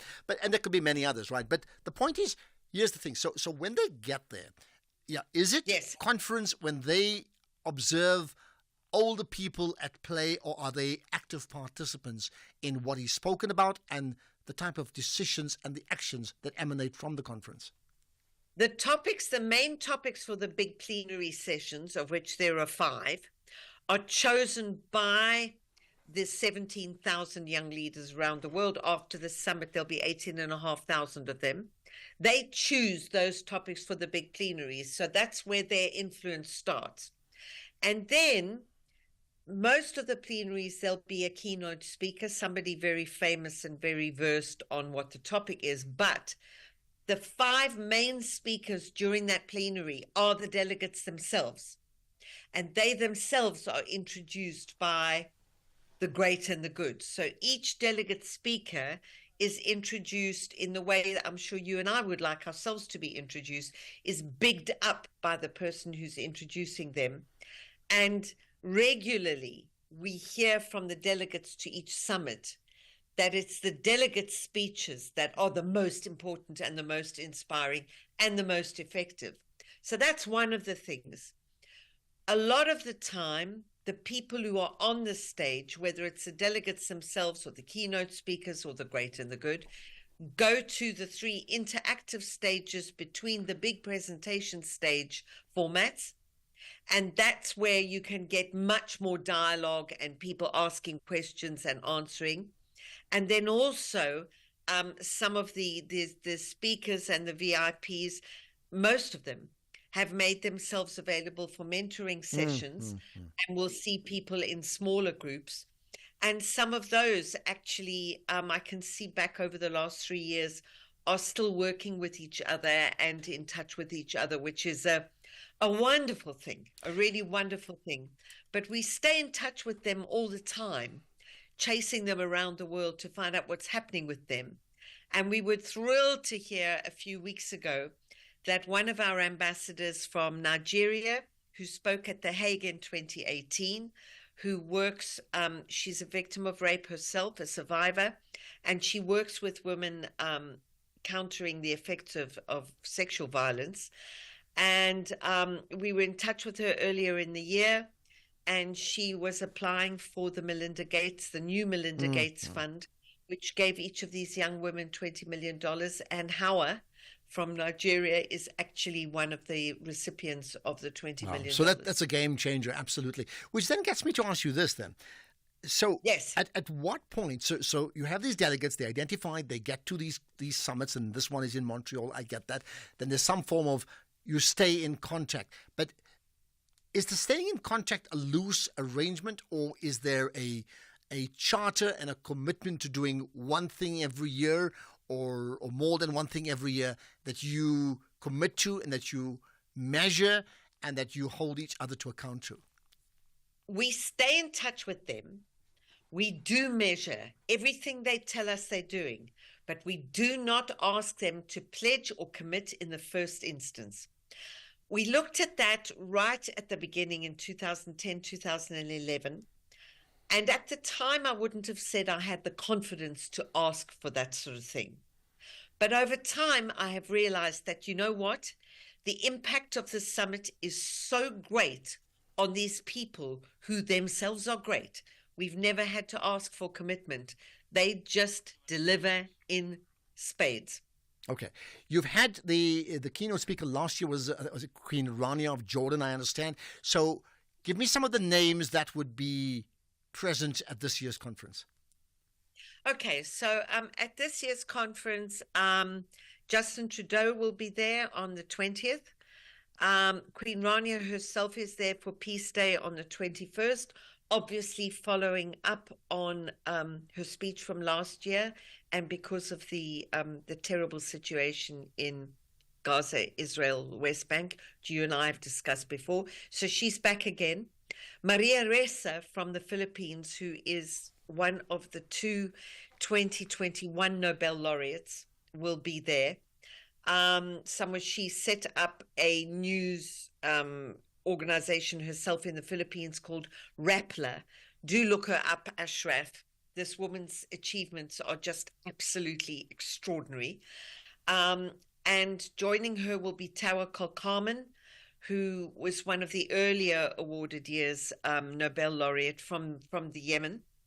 And then at the opening ceremony, there will be Sir Bob Geldof, who is always with us, and also the Canadian author Margaret Atwood, who young women will know for her books The Handmaid's Tale, and also the UN-appointed 12 planetary guardians some time ago, who are sort of eminence grise. All right. And David Suzuki of Canada will be with us. Right. Let me pause there because our time is up. But I look forward to being there and moderating some of the sessions and effectively telling the South African story to those when I come back, or even from there. Much appreciated. Ashraf, you're there as the chairman of the BRICS, and I am so excited. Well, there you are. I'm so proud of you. Well, so proud of South Africa. Yay. I think I should keep quiet. Let's just leave it at that, and we'll talk more when I meet you in Montreal. Kate Robertson, the founder of One Young World. Dawn breaks across the lush Serengeti plain, but paradise is fleeting as the animals face fresh challenges. Kali the lioness and Bakari the baboon may seem safe in their rock fortresses, but with rivals encroaching on all sides, their future hangs in the balance. Out on the plains, Duma the cheetah faces his destiny And down by the river, baby hippo Mafuta strikes up an unlikely friendship with the crocodile Magamba. Channel your inner explorer with Serengeti, Season 3, Sundays at 6 p.m. only on S3. Open up. Kickstart your journey to success in 2025 with the Durban University of Technology. DUT offers programs in the faculties of Accounting and Informatics, Applied Sciences, Arts and Design, Engineering and the Built Environment, Health Sciences and Management Sciences, open for applications for 2025. Applications close on 30th September 2024, but dates may vary. Visit dut.ac.za for a full list of available programs and entry requirements. Apply now through the Central Applications Office by visiting cao.ac.za. Liverpool FC have collected maximum points in their opening 3 matches of the 2024-2025 season. They want more victories. Look at the white shirts coming here. Salah! Salah scores at Old Trafford again. Meanwhile, Forest want to dictate terms at Anfield. High towards the back post. Wood with a free header. Yes! 1-0 Forest. Chris Wood scores. This is the Premier League. Catch the spectacular clash between Liverpool FC and Nottingham Forest on Saturday, 14 September at 3:30 p.m. live on SABC3. Also available at your fingertips on SABC Plus and SABCSport.com. Proudly brought to you by SABC Sport. For the love of the game.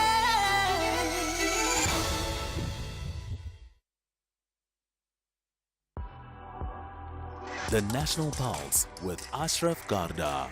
Weekdays, 3 to 6 p.m. Right, let's get on to the issue of the Bella Bill. We know it was signed into law earlier today, but there's a big but around that. President Ramaphosa has postponed the full implementation of the Bella Bill to allow for further engagement on 2 clauses over the next 3 months. Speaking of the signing of the bill at the Union Buildings, Ramaphosa said he'd agreed to pause the implementation of the 2 clauses which deal with school admissions and language. Now, remember, that is the big issue that, in particular, the DA said they're not happy with, and they may even consider legal action should it go ahead. Let's get the thoughts of the CEO of AfriForum, Kali Kriel. Kali, appreciate your time. Thanks for connecting to the National Pulse. Yes, so much.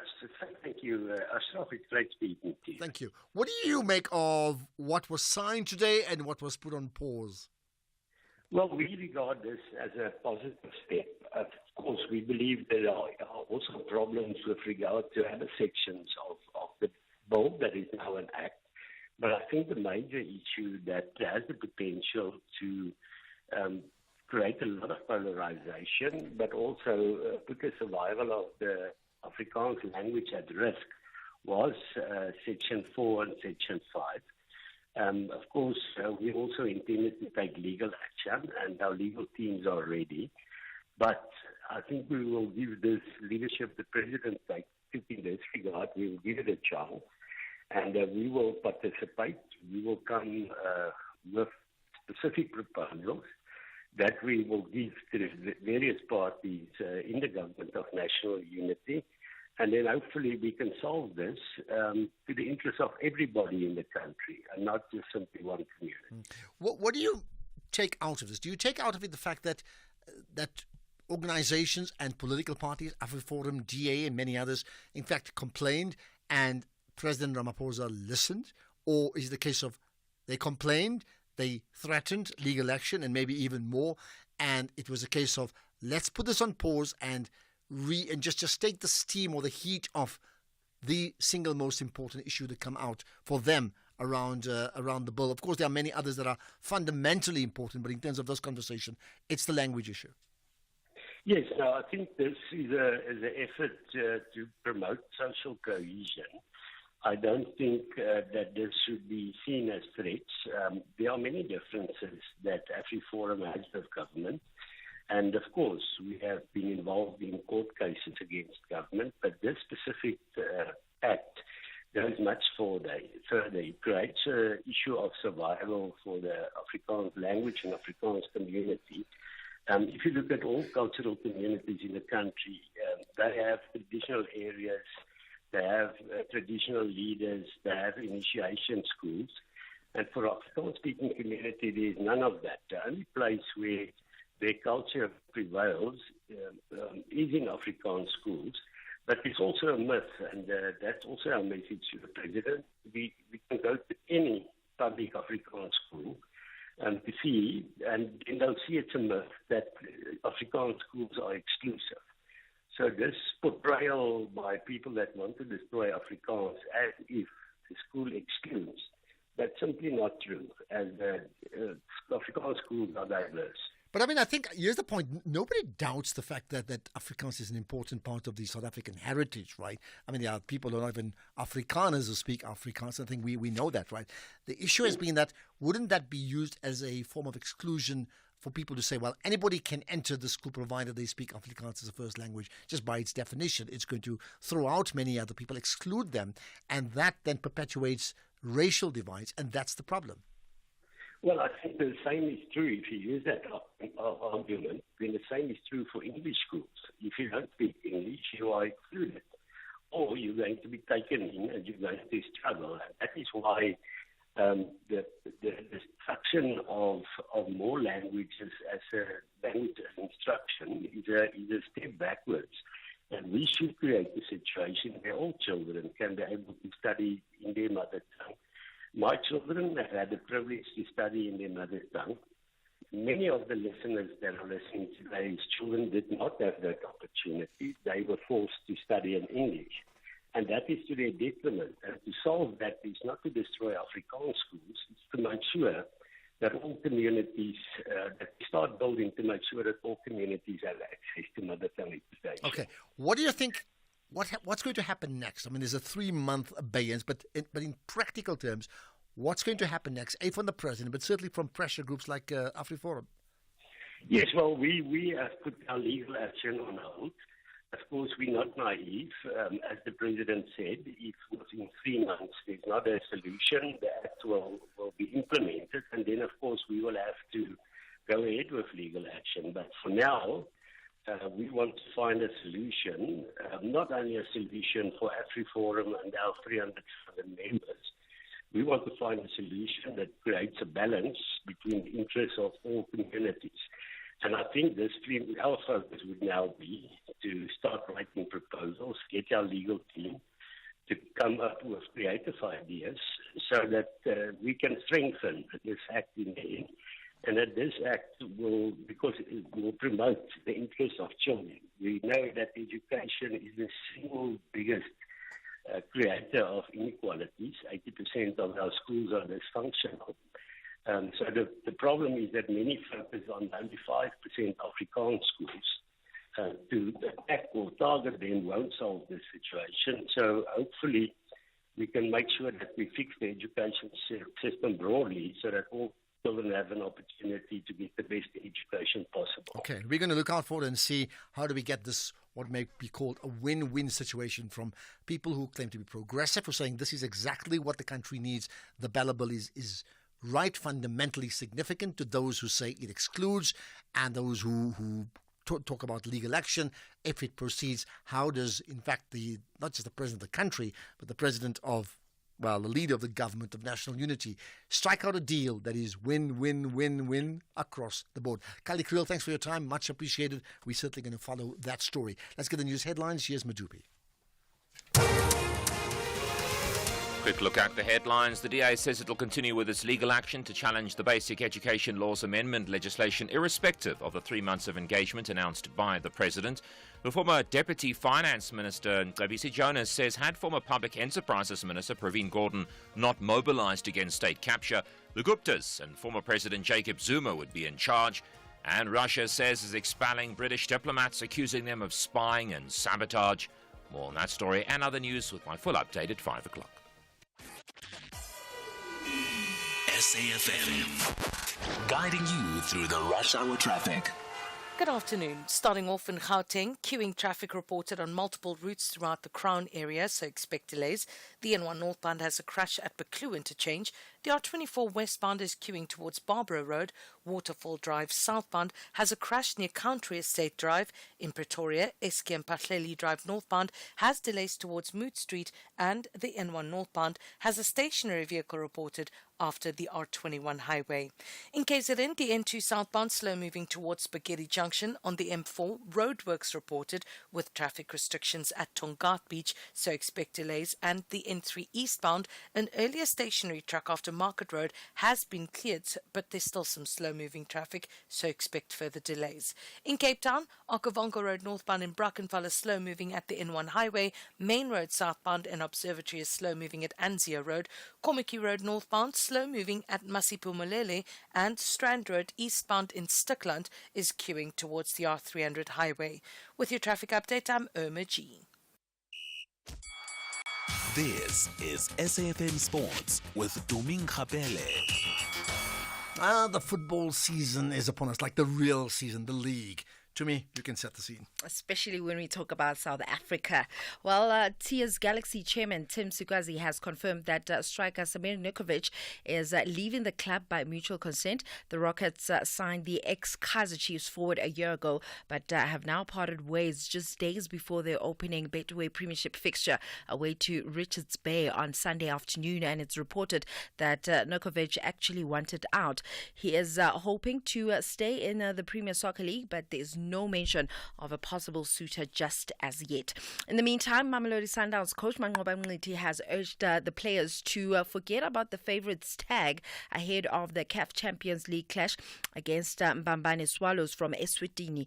Now, the two sides clash in the preliminary rounds of the continent's premium club competition, and given their respective rankings, many expect Sundowns to walk all over their counterparts, but Mngqithi says that this is the wrong approach. To be honest, for me, it's never about setting a tone. It's about winning a football match. Because the dynamics of every match will always create problems for you if you're coming with a mentality of thinking you are going to score a lot of goals. The game itself will tell you which direction it wants to take. Because I remember in the MTN 8 in the past, we went to play against Bloemfontein Celtics. And everybody would have thought we are going to try and score a lot of goals and have a very good start in the season, and we lost 5. So it's very important to respect the opponents and not go into a game with a preconceived idea that this is a game where you need to stamp your authority. Well, kickoff is at 8 p.m. Then Sekhukhune United have reportedly excused coach Lehlono Losiyama from travelling with the team to Angola for their CAF Confederations Cup assignment this weekend. His assistant Kaitani Tembu will take charge of Babina Nogo when they face CD Luanda in the first leg of their group stage playoffs, with Siyama invited for a CAF A license refresher course in Lesotho, and kickoff for this one is at 4 p.m. tomorrow. Elsewhere, Arne Slot says that he's ready to embrace the challenge of squad rotation as the Liverpool manager looks to deal with the dual demands of the Premier League and Champions League.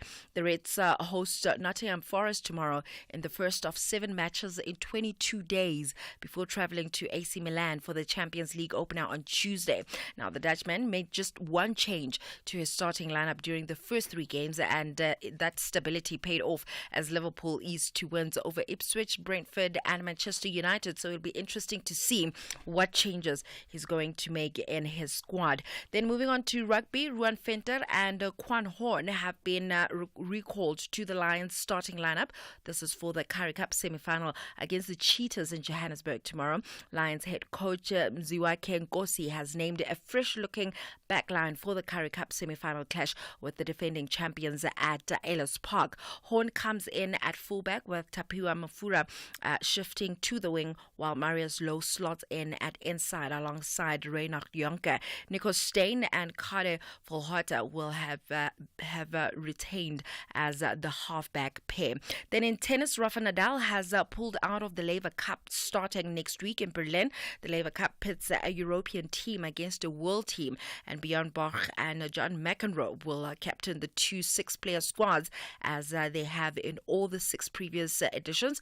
And previously, when Nadal pulled out of the US Open in August, because he had said that he does not feel that he could perform at his best. And this time around, he says that it is the best decision for the team not to compete at the Laver Cup because they need to compete at their highest level. So I'm assuming for him, he feels like he's not really there at his best. However, it will be unfortunate to see Nadal play.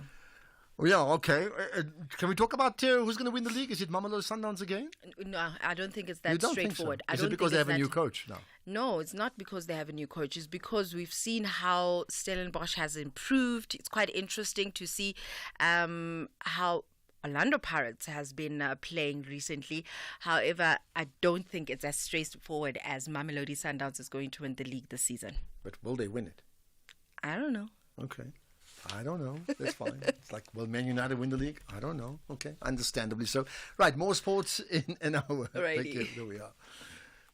Catch the Tastemaster Junior this Tuesday evening at 7 on SABC2. It's another elimination week, and the bottom 6 are taken on a culinary trip back to school. For this challenge, they must create their dream lunchbox filled with nutritious yet delicious treats, and their creations are impressive. That's the Tastemaster Junior this Tuesday evening at 7. Repeat Wednesdays at 1 and Sundays at 4 p.m. Only on SABC2.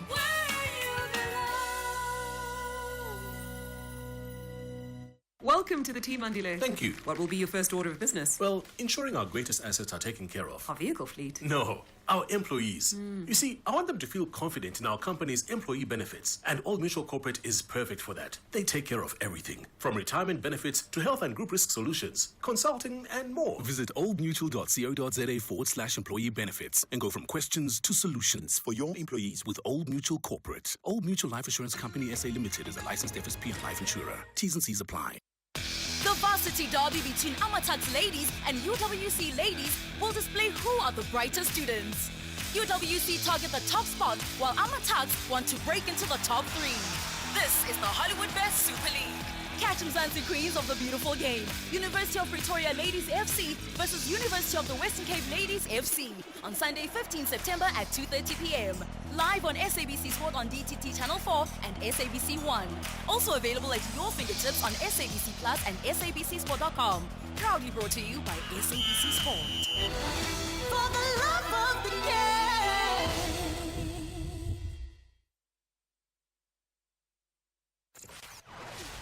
Economic news on SAFM. Facts and figures you can count on. Well, let's get to the markets with Paswane Mpatlele, the Senior Account Manager at Markway Fund Managers. Good chatting as always. Right, give us an update on the local and global markets, Paswane. Afternoon, Ashraf, and to all your listeners. Well, Ashraf, the market players continue to focus on the interest rate outlook in the U.S. with the decision coming next week. As there's a debate around the number, the size, the appropriate size to be the first cut.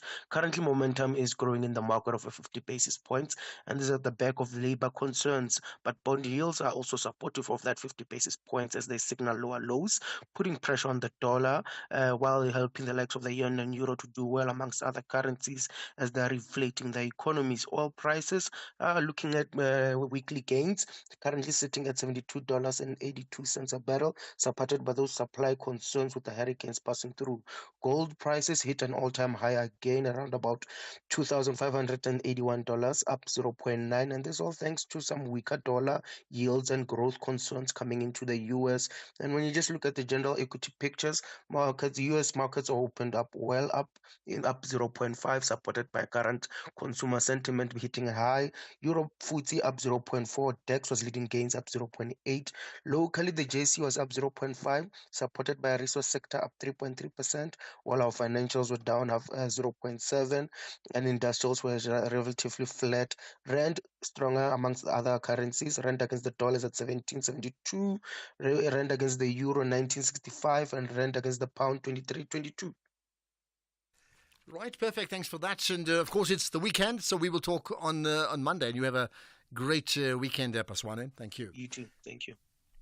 But we'll have another round of the markets coming up in about 45 minutes or so anyway. The National Pulse with Ashraf Garda. Weekdays, 3 to 6 p.m. So different comments, different tributes, different reflections, really, on Pravin Gordhan. Let's now get the thoughts of Derek Hanekom. Well, I think, your paths have certainly crisscrossed on many occasions. So, Derek, appreciate your time and thanks for connecting to the National Pulse. Thanks, Ashraf. Thank you. Thank you. And of course, we talk at a time of sadness. I think in a case like yours, you would reflect on someone who's been on this journey with you for many, many years, the struggle for justice and freedom journey. Yeah, no, of course it is a day of sadness, but as so often happens, it brings many people together, and it's a time of reflection as well and recommitment to the kind of values that we share, and that in particular that a shining example that was set for us by Pravin, and for us to just say, hey, the biggest tribute we can pay to Pravin is not in putting flowers in his grave or anything of that kind, but rather to take up where he left off and to follow in his footsteps, follow his example, and try to make a positive difference and be brave enough to speak out when things are wrong and to fight for the things that are right in the way Pravin did. So Pravin is an inspiration to us, and I think this death, as much as it comes with a great deal of sadness, there's no doubt about it, and as much as it is a big loss, it's also a kind of a reactivator in many ways.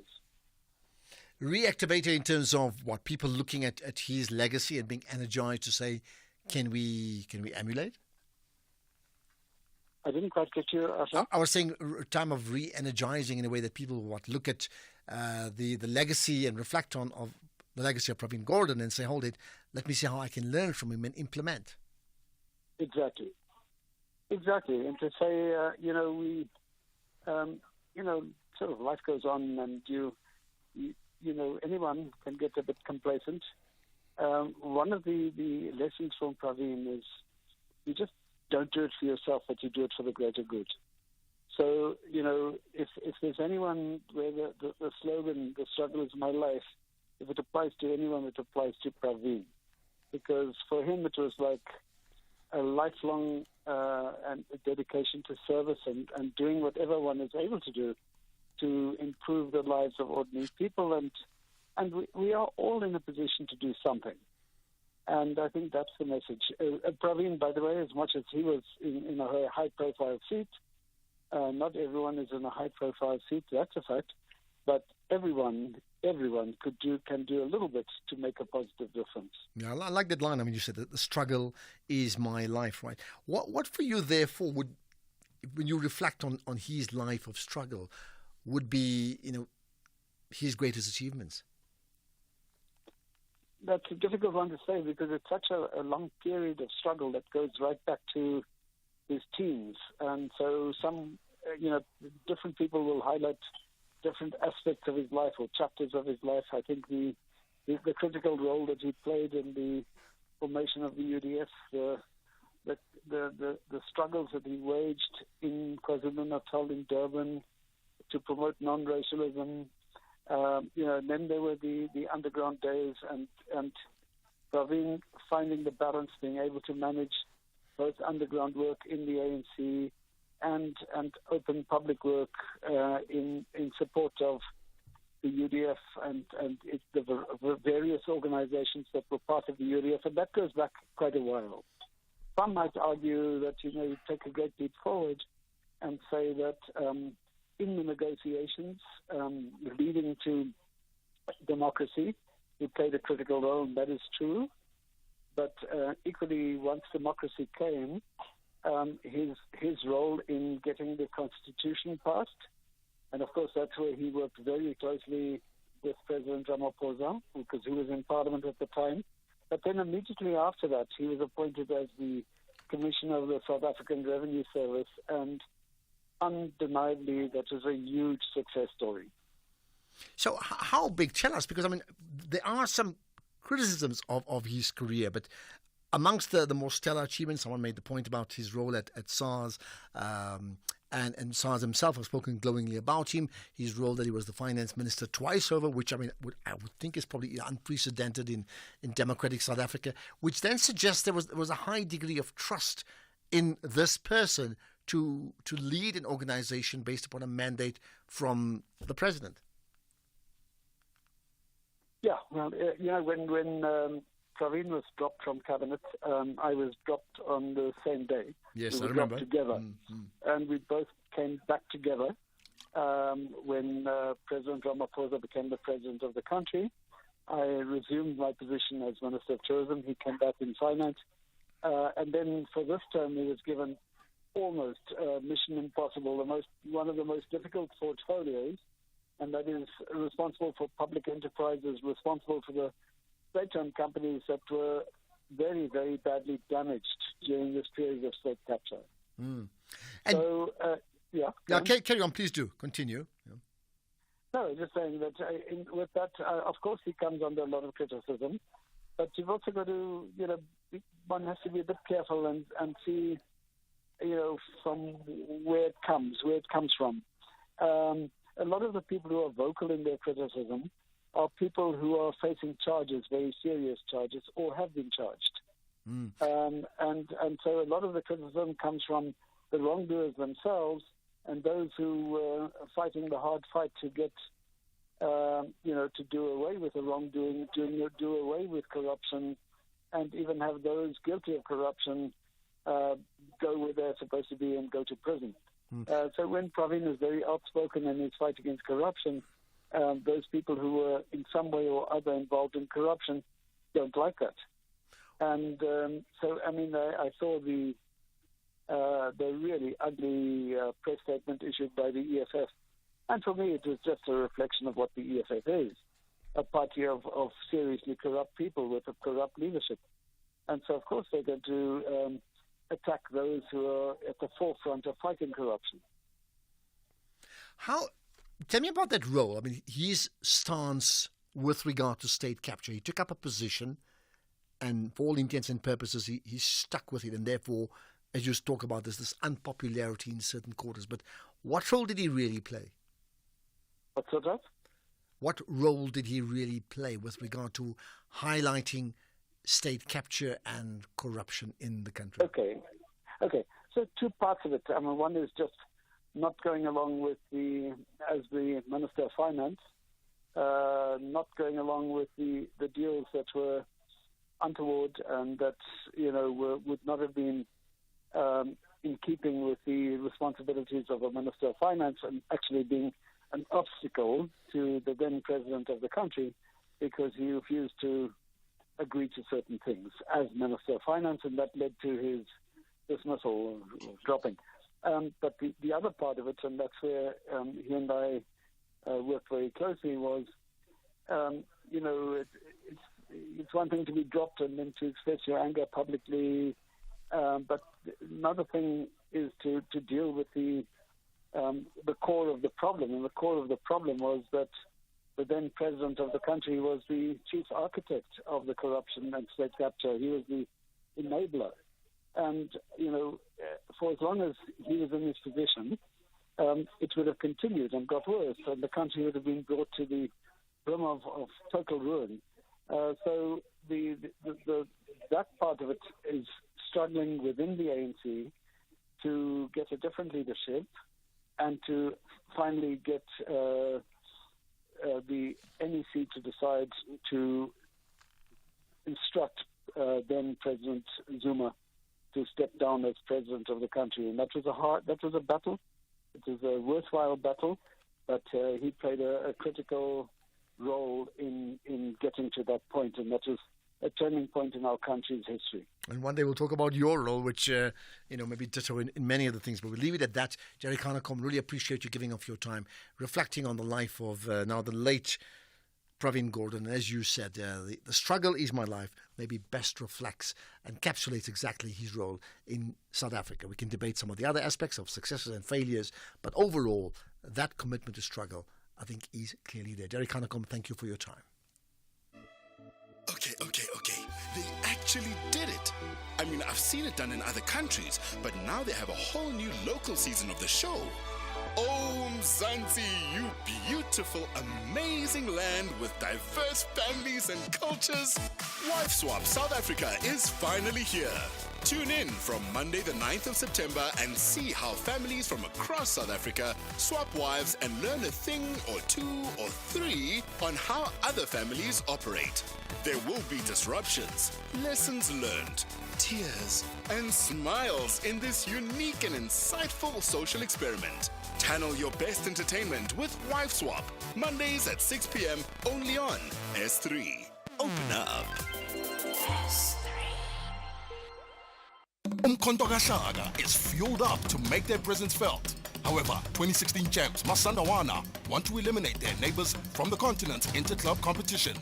This is the Southern African Derby, the second preliminary round of the Total Energies CAF Champions League. Experience great vibes of African football. Mbabane Swallows FC versus Mamelodi Sundowns FC. This Saturday, 14 September at 7:30 p.m. Live on SABC Sport on DTT Channel 4. Also available everywhere for everyone, always on SABC Plus and SABCSport.com. Proudly brought to you by SABC Sport. For the love of the game. The National Pulse, weekdays, 3 to 6 p.m. So we certainly want to spend lots of time focusing on innovation and tech and the things that you need, the tools to run your life 2024 and beyond, right? So here's some news. Adobe is continuing its AI venture with new video generative and editing tools. Now, the Firefly video model joins Adobe's suite of generative AI tools. They're only available in beta for now. Let's find out more about that with Tsepo Chauke from Stuff, right? Tsepo, I appreciate your time. You're connected to the National Pulse. Good afternoon. Thank you. Tell me more about this new advancement and enhancement by Adobe. So what they've got is basically their newest AI generative tool, basically AI creating things on its own. They basically had AI creating original images, and now they've basically got a new tool where AI is creating its own videos, basically. So it's pretty much a new innovation on top of what they've already been developing. So when we say AI can produce its own videos, give me an example of what that means. So basically, because these things, they operate based on the data that they fed into them. So basically what they do is they take all of these videos that they've been fed, basically, for lack of a better term. They feed these models all of this data, all of these videos. And what this model learns to do is basically to put all of these different videos together and understand what's inside the videos, so that when you as a user, you come and you say, I want a car driving over a bridge, it knows to go into its database of car and bridge videos and put them together in a way that actually looks pretty realistic, I guess, for something that is like so early. So who would have requested that before, and how would they have got it if there was no AI as we speak about now? Yeah, well, that's the slightly complex thing about like the current AI landscape, where there isn't as much demand as people are actually like, as much as there is supply.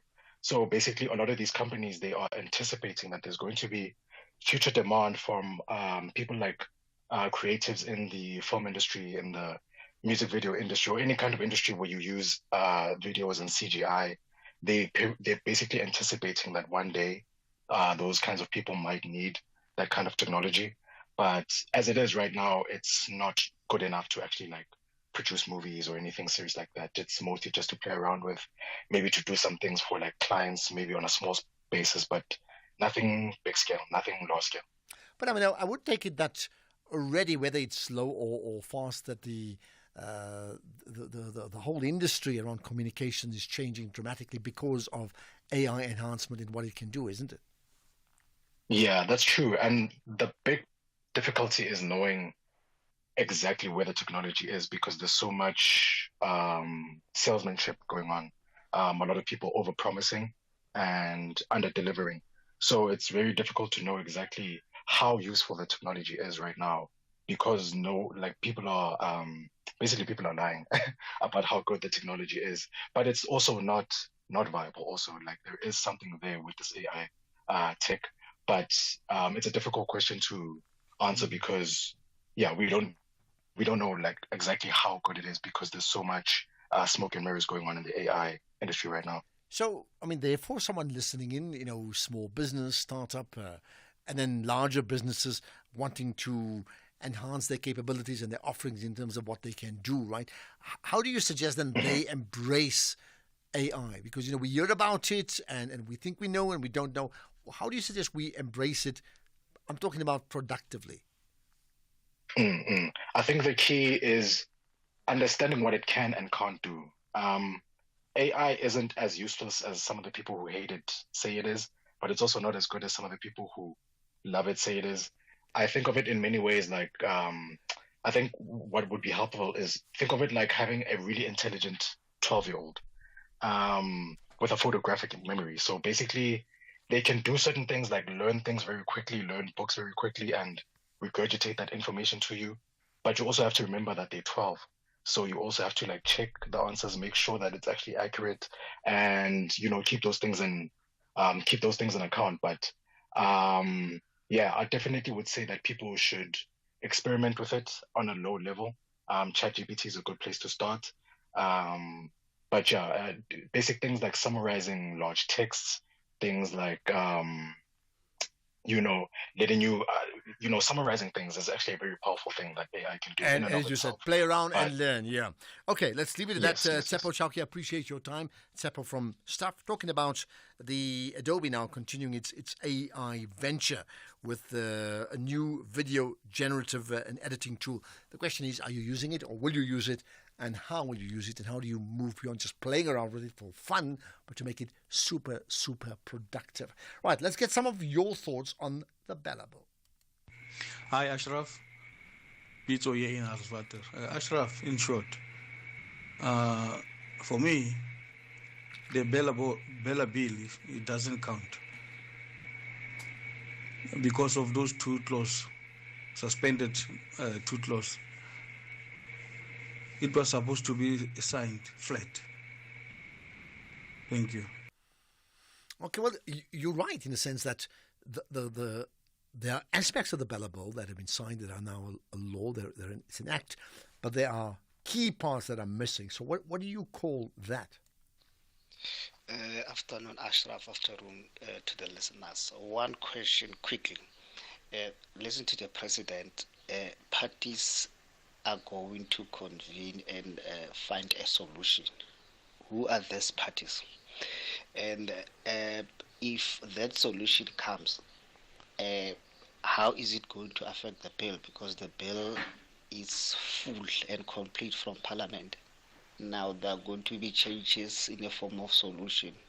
How does that affect a complete bill? How? I just don't know how is it going to be inserted into a bill without, let's say, if one party that is representing its constituency in the parliament is not there, it's only certain parties. How does it affect it? I'm actually confused there. There's consultation, finding solution. How is it going to affect the original bill?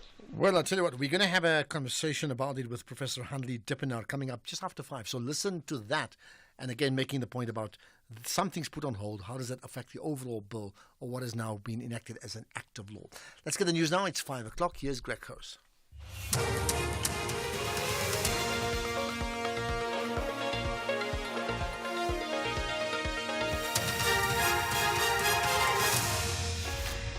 Thank you, Ashraf. In this news update, DA terminates MP's membership in Russia to expel UK diplomats. Good day to you.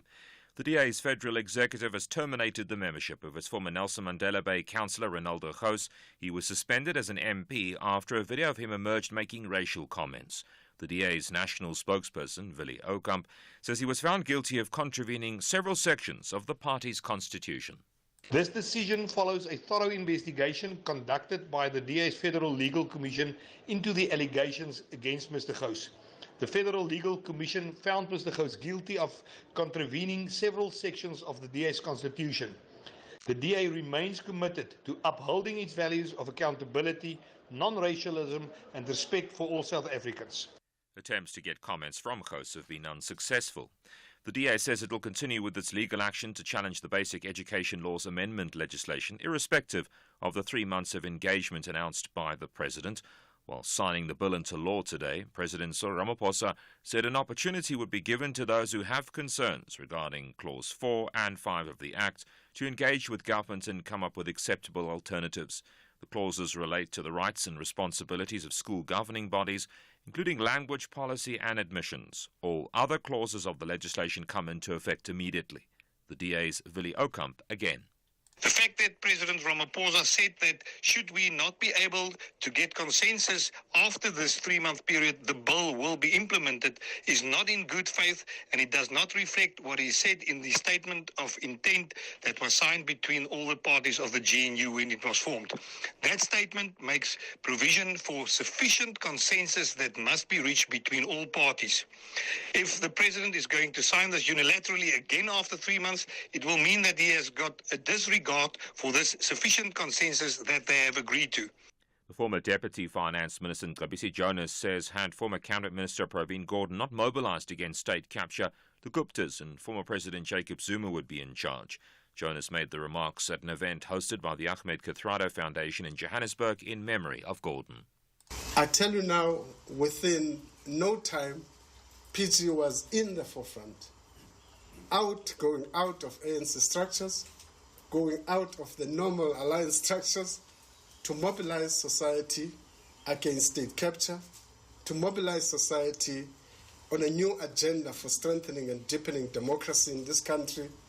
I can tell you now, with no fear of contradiction, that if PG didn't do that, the Guptas will still be in power. JZ will be still in power. Multiple murder accused Enoch Ndoa caused drama in the Thohoyandou High Court in Limpopo, forcing the judge to postpone the trial. He made gestures, screamed loudly and ran to the witness stand during his trial. Ndoa's lawyer, Advocate Kagiso Mothibi-Tibi, had to make an application for the postponement of the matter. Ndoa's being tried for the alleged murder of 7 family members 3 years ago. The defence advocate also threatened to withdraw representing the accused. Your Lordship, we can go back and forth. I am not going to proceed. I'm not going to take it any further than that. I'm asking that I can't proceed today. Perhaps if I can be given another date so that I can think about whether I want to proceed with this matter or not. Because where I stand now today, I do not want to proceed. Do you feel unsafe to represent him while he's seated behind you? It's that I'm not safe. I can't proceed. Meanwhile, Judge Tukumalani Sidada postponed the matter to Thursday next week to give Ndoa's lawyer time to consult with his client. Council have agreed with the court that we stand this matter down until the Thursday next week, the 19th of September, in order for Mr. Mothibi-Tibi to come and report back to the court and his learned colleague, Mr. Majuta, on the decision that the two of you shall have made. This court is mindful of the delays that are caused in this matter. Russia says expelling 6 British diplomats, accusing them of spying and sabotage. The UK has described the accusations as completely baseless. The BBC's Sarah Rainsford has more. They're saying that their actions were found to contain signs of intelligence and subversive work. That's the kind of bottom line. But more broadly than that, the FSB is also claiming that Britain is responsible for escalating the tensions between Russia and the West, what it calls the military political situation. It claims that Britain is coordinating this escalation and that, in fact, it's saying that the Department of the Foreign Office is specifically responsible for the attempts to defeat Russia strategically. Top story, the DA's federal executive has terminated the membership of its former Nelson Mandela Bay councillor Ronaldo Gous. He was suspended as an MP after a video of him emerged making racial comments. That's SAFM News. I'm Greg Gous. In sports, Stellenbosch ready for toughest challenge in AS Vita, Inter and AC Milan reject plan to renovate, and Charles Leclerc tops time sheet in practice too. More details at 5:30. SAFM, guiding you through the rush hour traffic. Good afternoon. Starting off in Gauteng, Santon Drive westbound is slow moving towards Winnie Mandela Drive. Waterfall Drive southbound has a crash reported near Country Estate Drive. In Buccleuch, the N1 northbound has a crash at Buccleuch Interchange, and the N3 northbound is queuing towards Buccleuch Interchange. In KZN, the N2 southbound slow moving towards Spaghetti Junction, and the N3 westbound has a crash reported before the Pavilion Shopping Centre exit. All lanes are open. In Cape Town, the M7 Jakes Hadville Drive southbound is queuing towards the R300 highway. The N1 outbound is slow moving approaching Okavango Road exit. In Observatory Main Road southbound, slow moving at Anzio Road, and Lesbiek Parkway southbound, slow moving towards the N2 highway. With your traffic update, I'm Irma G.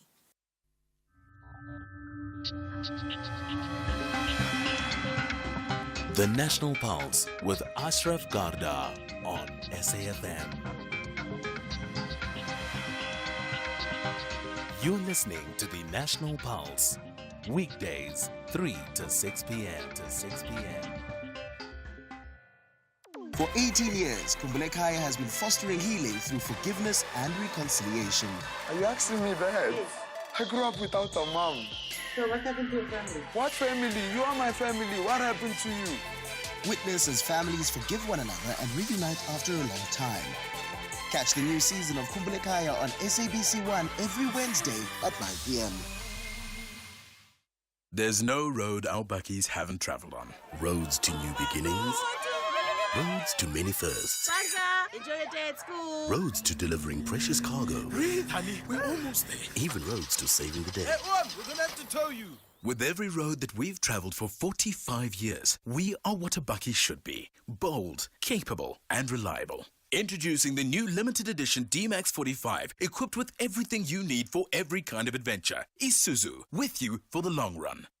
After cutting the Buccaneers' continental journey short last season, Botswana Giants, Jwaneng Galaxy, want to make beating the black and white outfit a good habit. They meet again, but Sir Rivero's boys plan to take full control at Botswana National Stadium. This is the second preliminary round of the Total Energies CAF Champions League.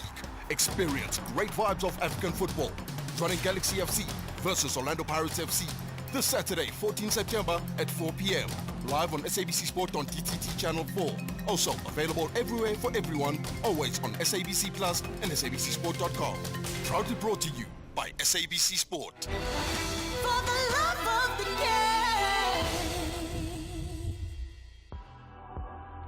game. The National Pulse with Ashraf Garda, weekdays 3 to 6 p.m. Perhaps you can help me. Where are you listening to us from right now? Like, where exactly are you? It's just about 10 past 5 in where I am, in my part of the world. Where are you? What's the time? Where are you sitting? I'm in the studio, as you know, talking to you, but I don't really know where you are. So you want to tell me where you are? You can drop me a WhatsApp text or voice note, 0614 104 107. You can also post on social media as well. Love to see exactly where you are, right? Some of the comments we getting. Brian saying, listening from Pretoria. Zach says, we together. Celia saying, the best 3 to 6 platform. I'm with you in the team. Manu saying, we are together. And Vusi listening to you from the city of Mbombela. So there are just some of the comments. You tell me where you are. I would love to know. I did say, every Friday we have what is called a fireside chat, right? And the plan is to speak to the former Minister of Police, Becky Cele. Now, having said that, unfortunately, we're not going to talk to him because there's been an issue of a flight delay coming from Durban, and that just changed the plans completely. And as you know, with the fireside chat, it's really one-on-one in studio. So what we'll do is we'll postpone that conversation till later on. And I say later till when I come back, because if you've heard me talking earlier, I made the point that for the next couple of weeks I'll be away, today being the last day for a while, because I'm off to the One Young World Summit in Montreal in Canada. So looking forward to that, because I'll be moderating some sessions there. Some of the brightest minds in the world, young people that is, will be present, okay? Let's talk about other current issues, right? And the issue of the Bella Bill, and you heard even the conversation we had just before the break from one of our listeners to say, how does this fact that some part of it has been signed and another is not, what does that really mean for the bill or the actual act? So let's find out more about it with Professor Hanli Dipenaar, the Assistant Dean of the Faculty of Education at the Cape Peninsula University of Technology in Cape Town.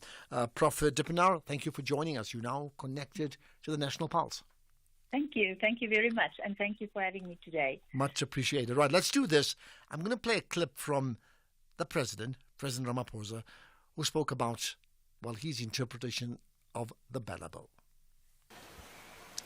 This law is part of our ongoing effort to create such a world, a transformed world.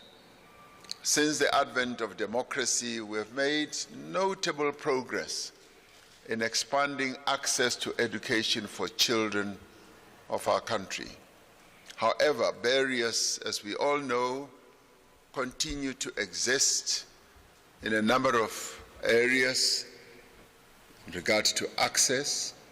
In many respects, education outcomes fall short of what our society needs and what the young people of our country deserve. Our Constitution enshrines the right of all to a basic education. It requires that when advancing this right, consideration should be given to equity, to practicability, as well as to historical redress. As a country, we are a signatory to a global set of treaties that oblige us to advance universal access to education. This means that our people should have equal opportunity to access education, and good education at that, regardless of their race, regardless of their national groups, regardless of their ethnicity, regardless of gender, regardless of sexual orientation, regardless of religion, regardless of physical or mental impairment. Right, that is President Ramaphosa. Now, let me bring in Prof. Hanli Dippenaar once again. So, I mean, you've heard those thoughts. Clearly, that's not all. I think the key part, and maybe let's just start with that, is the fact that, not all parts of the bill have now been signed into law. So they're not an act, but some parts are and some parts are not.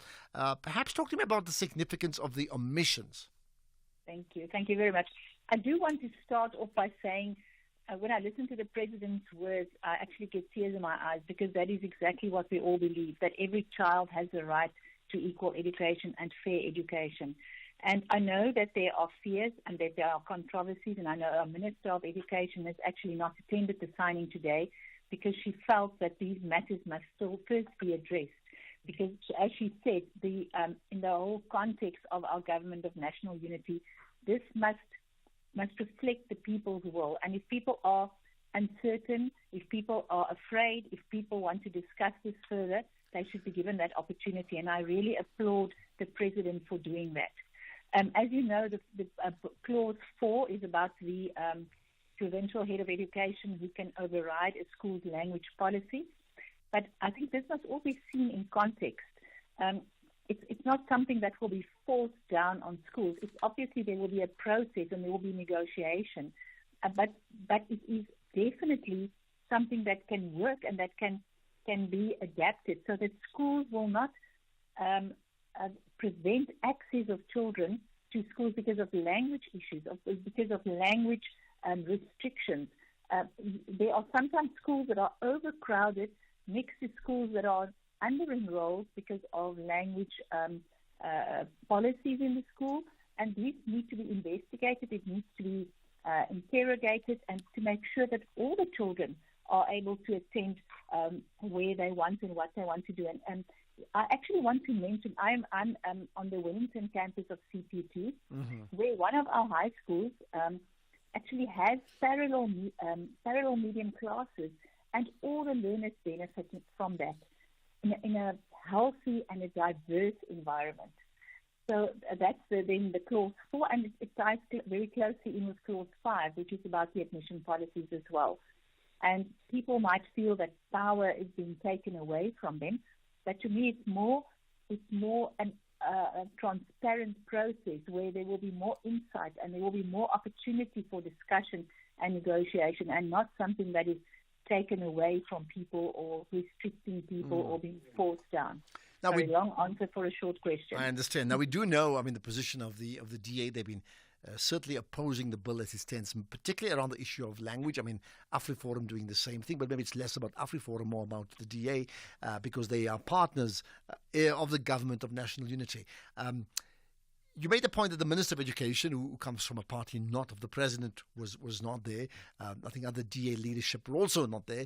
And then you made the point that the President, in fact, sort of showed some wisdom in holding back. Is it a case of wisdom in holding back to sign those two elements that you spoke about around languages and admissions, or is it a retreat because he had no choice that if he went ahead, you would actually wreck or potentially threaten the whatever cohesion there is in the government of national unity?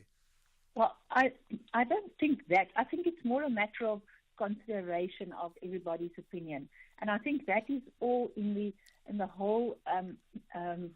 If you think of how Mr. Mandela handled the transition in the country, the wisdom that he came with, to me it speaks of that wisdom. Let us all just come together and let us all sit around the table and let's all just look at this objectively and neutrally without emotion, and to see what will be the best for all the children in the country. And if people feel threatened at this stage, or they feel they want to discuss it a little bit longer, they want to explore the implications, I think it was very wise of the President, and definitely not retreating or out of any other reason that he would be doing that, but to do it in the spirit of the country and in the spirit. As our Vice Chancellor speaks of the spirit of oneness at CCT, and to me this is also in the spirit of oneness and smartness that the President acted, and I truly applaud him for that. Okay. What about the position then regarding the caller we had just before the break, which we didn't hear, but made the point to say, if only some aspects of the bill has been signed into law as an act, what happens to the others? And then, so in its current form, do they finally get tabled once again at a later stage? How does that affect the overall bill? I'm talking about just from a legal perspective here.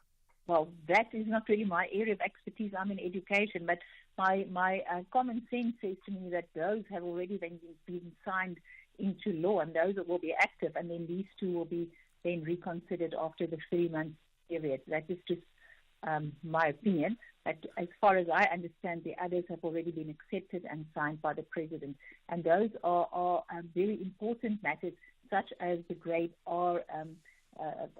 Grade that's now compulsory for all learners, which has financial implications and which also has to be discussed and negotiated to see how this will be practically implicated or implemented. But those are such valid and such relevant acts and clauses, such as no corporal punishment for the learners, no drugs, the code of conduct. Those are all very, very valuable, and I think what is important is not to look at the two that we are still discussing and trying to find a compromise on, but on all the others that have already been accepted and that everybody agrees on. That's to the benefit of all the children in this country. And I think that's what it's all about. Becky Clark, our VC, said at a conference yesterday that 3 out of 5 people in Africa are actually under 25 or maybe even younger. So we are a very young continent. Our value and our treasure lies in our children, and we need to do everything to protect that treasure and to develop it to its full extent. Okay. Why do you think then that so much attention has been focused on the language issue? Is it not simply because an important political party in our landscape has opposed it, compared to all the other clauses? I don't think so. I think it's definitely the whole idea of mother tongue instruction, which is also a very difficult and controversial but valuable aspect of our education system. It's difficult to implement. It's difficult to carry out. And I think it's a matter of trying to make sure that no language is left behind. No language is being excluded, especially a language which I'm thinking, for instance, of Afrikaans, which is the language of instruction in Wellington, because most of the schools in the Western Cape and North Cape, not Western Cape, the North Cape and the West Coast are Afrikaans. So we cater for those schools specifically. And I think the concerned parties really just want to make sure that everybody is considered and everybody is included. And that's where we will leave it. Professor Hanli Dippenaar, appreciate you giving up your time and connecting with us here on the National Pulse. Professor Dippenaar is the Assistant Dean of the Faculty of Education at the Cape Peninsula University of Technology in Cape Town, talking about one of the biggest issues of the week, the Bella Bill, and now it's an act. But some things still to be continued. We've upgraded. Our new GIS-linked national address database lets us connect with you better than ever before. By visualizing licensed and unlicensed households nationwide, we can ensure timely communication. Our payment reminders are a crucial tool to help you stay compliant and avoid penalties, empowering you to take proactive steps. Efficient electronic communication helps us collect fees seamlessly, bolstering the SABC's mandate in line with Section 27 of the Broadcasting Act. TV licenses. Pay yours. Make a difference. Powerball is estimated at a staggering 106 million rand jackpot this Friday. Could luck be knocking on your door? Play Powerball for an estimated 106 million rand today and stand a chance to bag the life-changing jackpot. Buy your tickets now in store on nationallottery.co.za, the mobile app, cell phone banking, or simply dial *120 *7529# for USSD. Panda, Pusha, play. Players must be 18 years old and play responsibly. eTuba is the proud operator of the National Lottery. Umkhonto kaShaka is fueled up to make their presence felt. However, 2016 champs Masandawana want to eliminate their neighbors from the continent's inter-club competition. This is the Southern African Derby, the second preliminary round of the Total Energies CAF Champions League. Experience great vibes of African football. Mbabane Swallows FC versus Mamelodi Sundowns FC. This Saturday, 14 September at 7:30 p.m. Live on SABC Sport on DTT Channel 4. Also available everywhere for everyone, always on SABC Plus and SABCSport.com. Proudly brought to you by SABC Sport. For the love of the game. The National Pulse, weekdays, 3 to 6 p.m. Right, let's get your calls, let's get your comments, let's get your commentary on some of the big issues that have moved the National Pulse today. Well, Patita saying in Mthatha, Ashraf, I'm listening to you, but I'm just disappointed that the former minister, Becky Cele, has some changes with flights. Well, I tell you what, I'm disappointed too, and I think he's disappointed as well. He absolutely wanted to be here. The flights got postponed, in fact, so just a postponement of a couple of hours, changes everything, considering that type of conversation, the fireside chat, is not a quick few-minute telephonic chat, which you can do anyway. You want the person in studio completely relaxed, because that's what people do with a fireside chat. They just chill. We'll have to do it some other time. Right, let's get further calls on some of the issues. The Bella Bill, clearly a big news generator. Mike and Newlands, go for it. Yeah, thanks, Sharaf. This Bella Bill, I can't help thinking that, with like 51% unemployment in our country, most black children, or many black children, can't read for meaning. And here's our president making a big show of this Bella Bill, and he's left out the clauses that were the most contentious clauses. And the Minister of Education, the very minister, is not even there. I mean, what an absolute shambles. But what I think is this as well, is that the ANC, when they announced the NHI, you remember, Ashraf, you know what happened? Their support went down. Now they've got the Bella Bill, and I'm telling you what their support would have gone down. If you look at the DA, which sadly SAFM hasn't really covered, they made massive gains in the by-elections around the country on Wednesday. But, the thing is, the president, Ashraf, can sign as many bills as he likes, but it's not going to stop people. People are just fed up. They're fed up with a president who doesn't own up to corruption. He's corrupt himself. They're fed up with unemployment. They're fed up with being hungry. They're fed up with the prisons, the hospital, the police that all fail us. And the only thing I can say that's good that's come out of it is the DA has not pulled out of this GNU thing, because what would have happened, Ashraf? The rand would have gone down, the petrol would have gone up, the food would have gone up, and the ANC and the EFF would be celebrating, and all the rest of us poor South Africans would be that much poorer. Well, clearly, it's your perspective, and I hear you, Mike. Thanks for that. But I think the other part that needs to be punctuated is the president can say what he wants, but you said he hasn't signed those two components or clauses of the bill. That's precisely because the same DA that you praise, in fact, has asked him not to. I mean, you have to understand that they've asked him not to because they have objected to it. So take it like that. Is he being silly, or is he actually retreated in the hope of saying, let's find consensus so that they can sign it? That's why the Minister of Education was not there. Thokozani in Alberton, go for it. Thank you. Good afternoon, Ashraf, and the listeners of South Africa, of SAFM. Absolutely. It is South Africa FM, so you're right. Go ahead. Yeah. Yes. Look, Ashraf, this is very disappointing. The deal went for public hearings. Everybody that did made their contributions. Now the president is just not brave enough to sign the deal in its totality. This is so disappointing. I think the president should do the right thing and sign the bill. Because, Ashraf, you see, the majority of the people in this country, they're not even concerned about this bill per se. We have so many issues in education. How does this help a learner who is learning in a flat in Johannesburg CPT? How does it help a learner who is learning in a school that is lacking in terms of infrastructure around our country? How does it help an educator who is teaching 60 kids to 70 kids in one class? I'm of the view that the whole debate is misplaced. We have more issues that are pressing in our educational system than wasting so much time discussing this bill.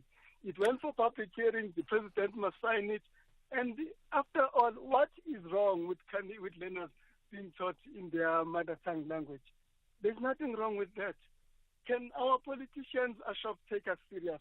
Okay. Well, clearly, let's put it this way. I think what's very obvious is that politician, the president, has to take his partner seriously. Now, I'm not saying that's what I like or don't like. I'm saying that's the reality of a very, very complex arrangement, which means that when a senior partner objects to certain aspects, then the president has to retreat and say, let me rethink that. So thanks for that comment, Thokozani. Lesiba, go ahead, Lesiba. Hi. Yeah, Asra, good afternoon to yourself. Good afternoon to other listeners. Thank you. It's Lesiba and Khobokwane. You see, Asra, our problem with DA is one. DA, the Democratic Alliance, is one of the members of coalition government. So if each time when the government needs to implement the policy that has been through all the processes, it started with the public hearing, it went to National Assembly, it went to National Council of Parliament, now it's before the president to sign, and he signed it indeed today. So, Minister of Basic Education, my worry is that it's from the Democratic Alliance. If they can't understand the policy that we need to implement as government of national unity, we are going to have a problem of those kind of ministers. So then, for president, for him to have a swift implementation of the policies that have been there and the new policies that pushing the country forward, then we'll have to reshuffle government. If Kwarime will not, or his party will not understand, the president will have to reshuffle all these ministers who sometimes they are members of cabinet, sometimes they are opposition. If you are a member of national government, you need to be member, not opposition throughout. The only people that should oppose is the EFF and Mkondo Wesiza. But all of these parties, they must make sure that they become part of the cabinet. They assist us implementing all of these policies. Okay. Well, I hear you, and a lot of people have similar views. I'm just saying, and I'll repeat what I said early on. When they entered into a GNU, then you must accept the fact that no party has a majority, so they partner with another party that also doesn't have a majority, which means when they negotiate, it's complex. It really is, and that's why they have these arguments that continues to ensure that in spite of the arguments, they would have to find a way to hold on and keep the glue together. Otherwise, they don't have a government of national unity. And if they don't, and they're seen as a failure, then yes, that's true. Then the entire plan of theirs for the last few months will collapse. And I don't think they would want it. I'm not saying I don't think anybody wants it. I don't think they would want it. Let's get the news headlines. Here's Greg House. Quick look at the headlines. The DA's federal executive has terminated the membership of a former Nelson Mandela Bay councillor and MP after a video of him emerged making racial comments. The Gauteng Premier says even with 3 months' grace given to concerned parties to engage on 2 clauses of the Bella Bill, little will change.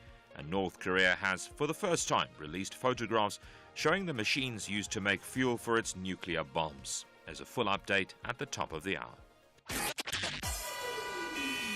SAFM, guiding you through the rush hour traffic. Good afternoon. Starting off in Gauteng, the R21 southbound in Tembisa has a crash reported after Olifantsfontein Road exit. The N1 northbound has a crash at Bekloo interchange. The N3 southbound in Edenvale has a stationary truck reported at Modderfontein Road. The M1 southbound is queuing through Crown interchange towards Boysons. The N1 northbound in Midrand has a stationary vehicle reported after Allendale Road. And the N1 northbound in Pretoria has a crash reported before Linwood Road. In KZN, the N2 southbound has a crash before Adams Road exit. The N3 eastbound has a stationary truck at Peacevale. The N2 southbound is slow moving towards Spaghetti Junction. And the N3 westbound has a crash reported before the Pavilion Shopping Centre exit. All lanes are open. In Cape Town this weekend, road closures will be in place throughout the Greenpoint, Sea Point as well as Camps Bay areas on both Saturday and Sunday mornings for the various gun run events. The N2 Nelson Mandela Boulevard outbound is queuing towards Hospital Bend. The M7 Jakes Hadwell Drive southbound queuing towards the R300 highway. The N1 outbound as a stationary vehicle at the off-ramp to Durban Road, and the R300 southbound slow moving towards the N2 highway. With your traffic update, I'm Irma G. This is SAFM Sports with Tuming Khapele. So, Tumi, as you know, I'm off to Canada, Yeah. which means that the last time I'll introduce you for a good 2-3 weeks. Sure. And by that time, the league would be like, 3 weeks old, and somebody would be top of the log. But it's day one now. So you go ahead and tell us. Well, day one in terms of the CAF competitions, and Stellenbosch FC coach Steve Barker says that they've tried to prepare as best as they can for facing a close-book team like AS Vita Club in the CAF Confederations Cup. Vita are one of the sleeping giants in African football, as they struggled in the past few seasons to make it to the CAF Champions League group stages. However, Barker emphasized that they are playing against a fairly unknown opponent, as they couldn't get too many Vita matches to watch, but must focus more on their own strengths than the opposition. The match will kick off at 7 p.m. at the DHL Stadium.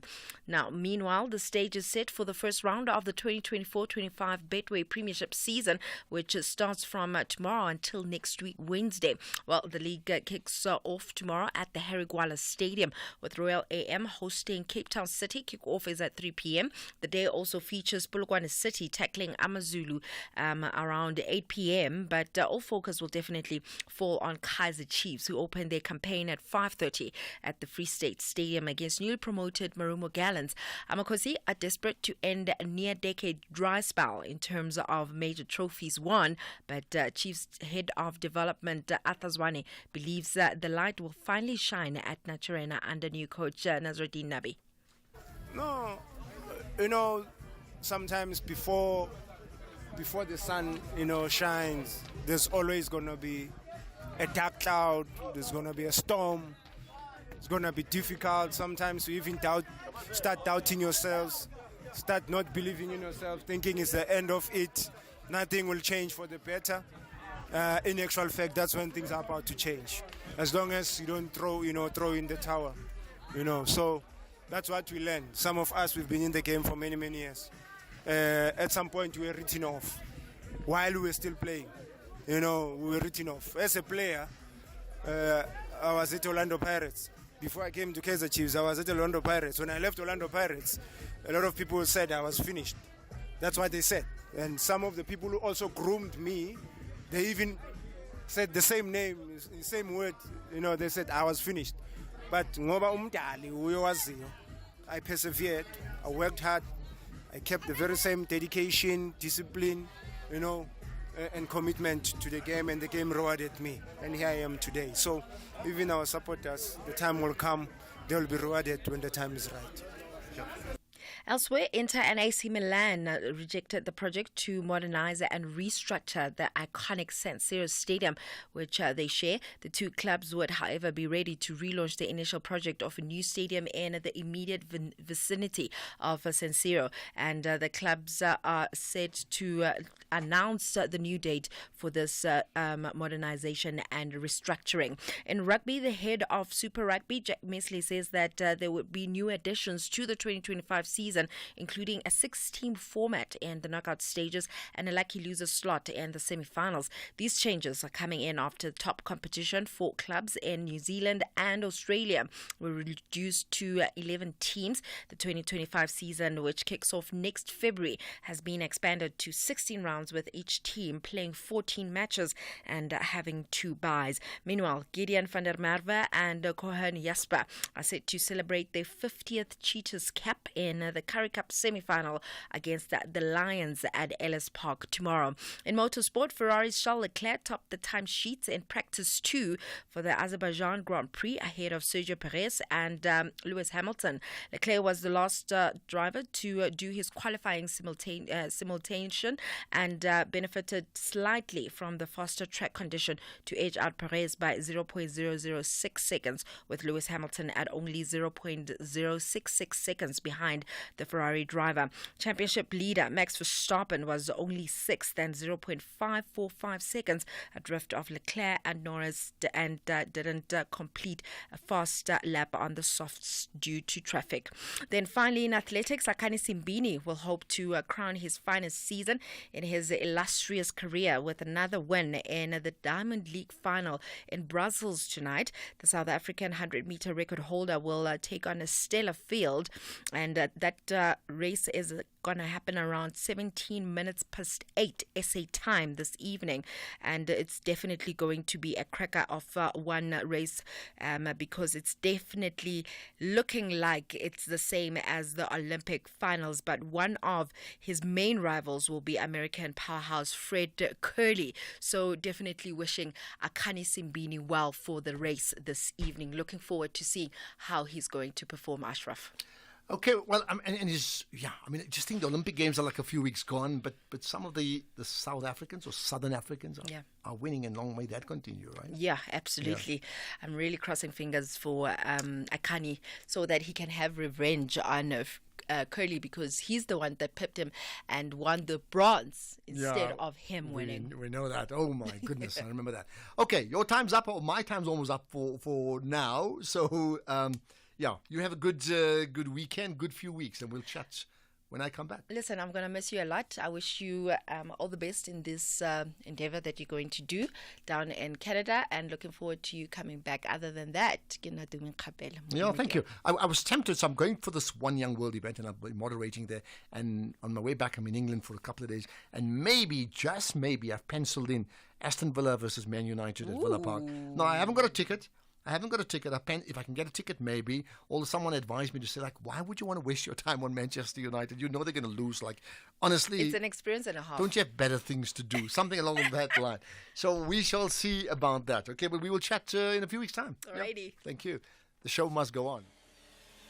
Dawn breaks across the lush Serengeti plain, but paradise is fleeting as the animals face fresh challenges. Kali the lioness and Bakari the baboon may seem safe in their rock fortresses, but with rivals encroaching on all sides, their future hangs in the balance. Out on the plains, Duma the cheetah faces his destiny. And down by the river, baby hippo Mafuta strikes up an unlikely friendship with the crocodile Magamba. Channel your inner explorer with Serengeti, Season 3, Sundays at 6 p.m, only on S3. Open up. S3. At Specsavers, we're committed to offering affordable and professional eye care. That's why we're offering 1,500 Rand worth of savings with our winter promotion. Get a free frame up to the value of 1,500 Rand, or use the 1,500 Rand on one of our leading lens enhancements. To qualify, simply purchase a comprehensive eye examination and prescription frame and lenses. Book online or call your nearest store today. Specsavers, for affordable eye care and a whole lot more. T's and C's apply. Right, let's so we get to Friday and the end of the week. Just you need to make a note of this. Tune in to catch the rebirth of Mubango's new season on SABC2. So it happens every Monday up to Friday, 9 p.m. And therefore you will experience the drama and excitement with some really new, intriguing characters. And amongst the names, Dr. Nonhlanhla Qimba, played by Lelethi Khumalo. And then you have the favourites. I wonder if you can remember all of them. Azwindini, Rendani, and then Teboho and Khosi, amongst the names. And you'll be familiar with them, of course, right? It's a renaissance of new beginnings, love, secrets, and betrayal. So that's every Monday to Friday, 9 p.m. on SABC2. Economic news on SAFM. Facts and figures you can count on.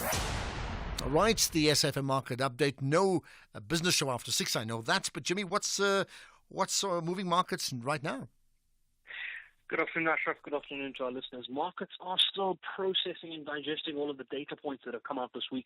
It's been a very interesting week from the US's perspective. All of the data coming in bang on target with expectations, which suggest that we could be very in for the rate cuts that we're anticipating. As Paswanda mentioned earlier, we are pricing in about a 50 basis points or 25 to 50 basis points rate cut from the US at this stage. But markets have reacted positively for the second consecutive day. If we look at Asian markets, they would have been trading first. The Nikkei in Tokyo was down about 1/3%, but that was up about 3% yesterday. Mainland China, the Shanghai index, again, another percent in the red, but Hong Kong was up 0.75% and Sydney was up 1/3%. European markets were all in the green, with the FTSE up 0.5%, the DAX in Germany up almost 0.8%, and the CAC 40 in France up 0.4%. US markets at the moment are all in the green as well. Nasdaq up 1%, S&P up 0.75%. Our own local markets had a second consecutive bullish day, showing good signs of recovery. Financials were the only dragging sector. They were down 0.8%, whilst industrials was up at 0.1%, and resources second straight day north of 2% gains at 2.9%, almost a full 3% gains in that respect. The rand also strengthened against all the major currencies, strengthening against the US dollar back at 17.70. At some point, this was at 18 rand in the last day and a bit, so doing a lot better against the US dollar there. So we've got interest rate decisions next week, most importantly from the US. We've also got interest rate decisions from South Africa, so there's going to be a couple of data points that we want to be looking out for, but those are going to clearly be the theme of next week, and they're going to be what's driving the markets next week. We've got that to look forward to, but for now, we'll take the positive closeout to the week.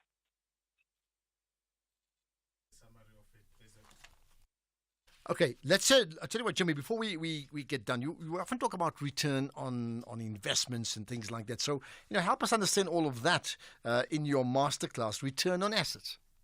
Yes. So when you think about returns, we typically measure something called return on equity, which essentially looks at the net income of a company in relation to the shareholder equity that exists within that company.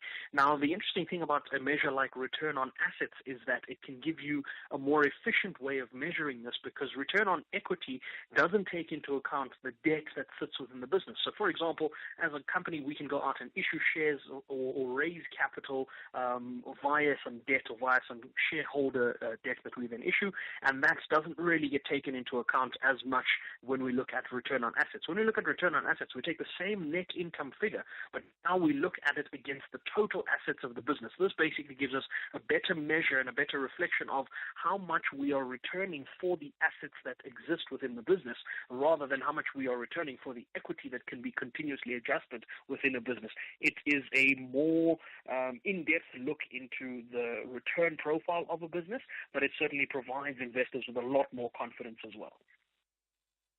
Okay. Right, thanks for that, Jimmy. You have a great weekend, and of course, more from you, we know, on Monday. The National Pulse with Ashraf Garda. Weekdays, 3 to 6 p.m. Okay, talking about one young world, Nasima Mohammed. Thanks for that, saying listening from Durban.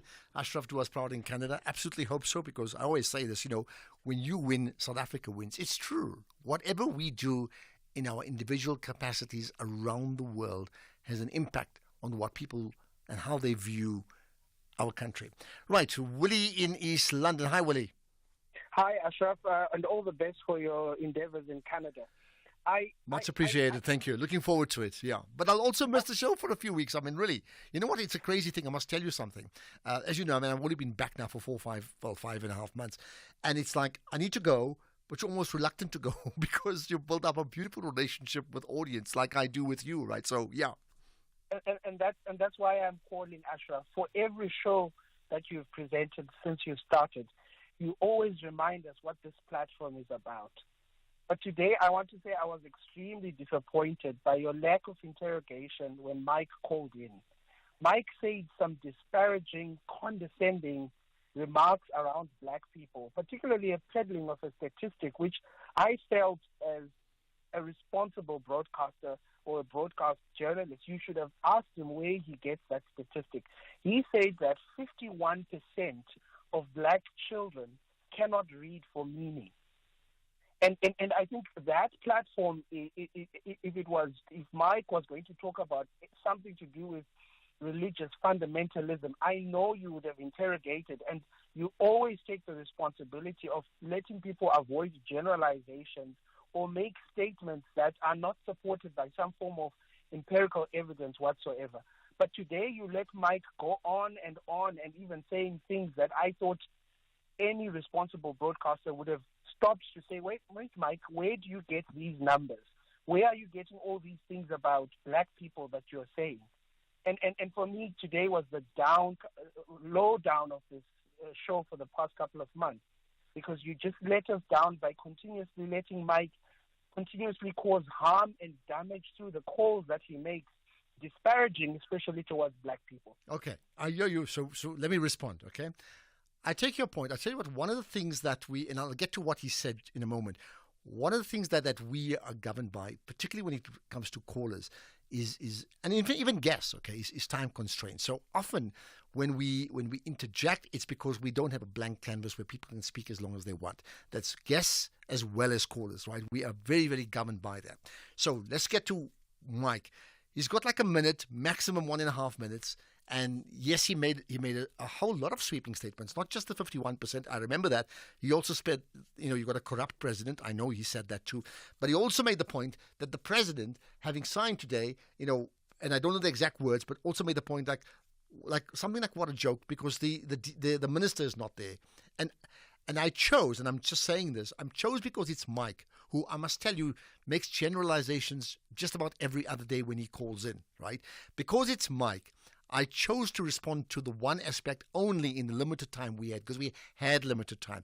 And the only aspect I responded to, knowing his position regarding the DA, to say the only reason that you saying the DA are not there is because the president has taken it upon himself and his advisors to have a listen to what the DA has said about not signing the Bella bill. So there's clearly a compromise. So how do you then knock the person for stepping back because the party that you may purport to support are pushing a certain line? That's what I chose. Having said that, Willie, I do concede that on the 51%, it is a generalization, and normally I would do that. And, maybe I was wrong, so I'd apologize for that. I must tell you. But I must also tell you, we very much are governed by time constraints, and there's only so much we can choose. So what I can't do, and I will not do it with Mike as well, is turn that call into a 5-minute interview, if you get what I'm trying to say. Because if we go on with each other, then there will be a 5-minute conversation. And the question is just left to the audience to think whether they should take him seriously or not. Okay, end of my comment. You can comment again, and then we'll say goodbye. My last parting shot, Ashraf, I understand the difficult position you are in. I just think that what happens after Mike has spoken causes more irreparable damage to people's esteem and what science and empirical evidence is all about. And the more he continues to do that, we continuously defeat the purpose of what this platform is about. And this platform is not about spewing hatred. It's really about building each other, but building each other in a manner that you raise your points using evidence, using providing a humane approach of actually dealing with each other, even in the midst of our differences. Okay. I hear you. I tell you what, just my last thought on this thing. There probably is scope, because for every person like Mike who has tirades against certain sections of South African society, you get others with a completely different view who also have similar tirades, different view, but they have theirs. Perhaps it's a good time, maybe sometime when I come back, to have a conversation about the role of a caller and how the caller talk show host manages that relationship. Because I can tell you now, it is complex. We want to be democratic and allow people spaces. We don't knock people off to say, well, because we know you're going to have a critical view, we're not going to take you on. In fact, we speak to everybody, as you know. But I'll say it is complex, and you've raised a point that I'll tell you what, I will raise it with my production team to say, going forward, let's understand what is the role of the caller in a talk show format. So can we leave it at that? Because my time is up, okay? Thanks, sir.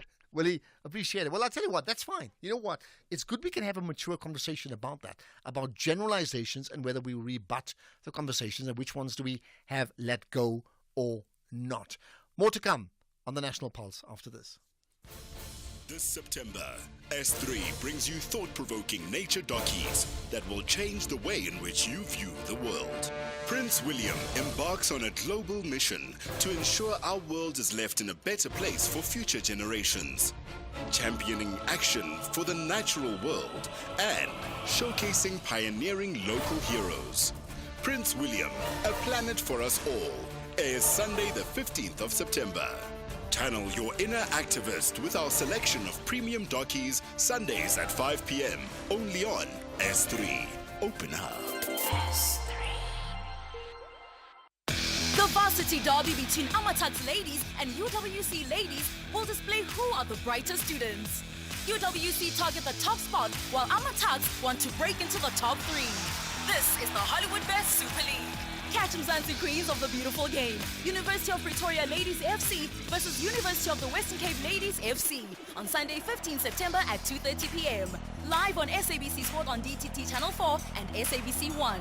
Also available at your fingertips on SABC Plus and SABCSport.com. Proudly brought to you by SABC Sport. For the love of the game. The National Pulse, weekdays, 3 to 6 p.m. Okay, maybe, just maybe, we'll squeeze in another call or WhatsApp if we can. So if you have a thought, just try it out. Let's see if we can do something.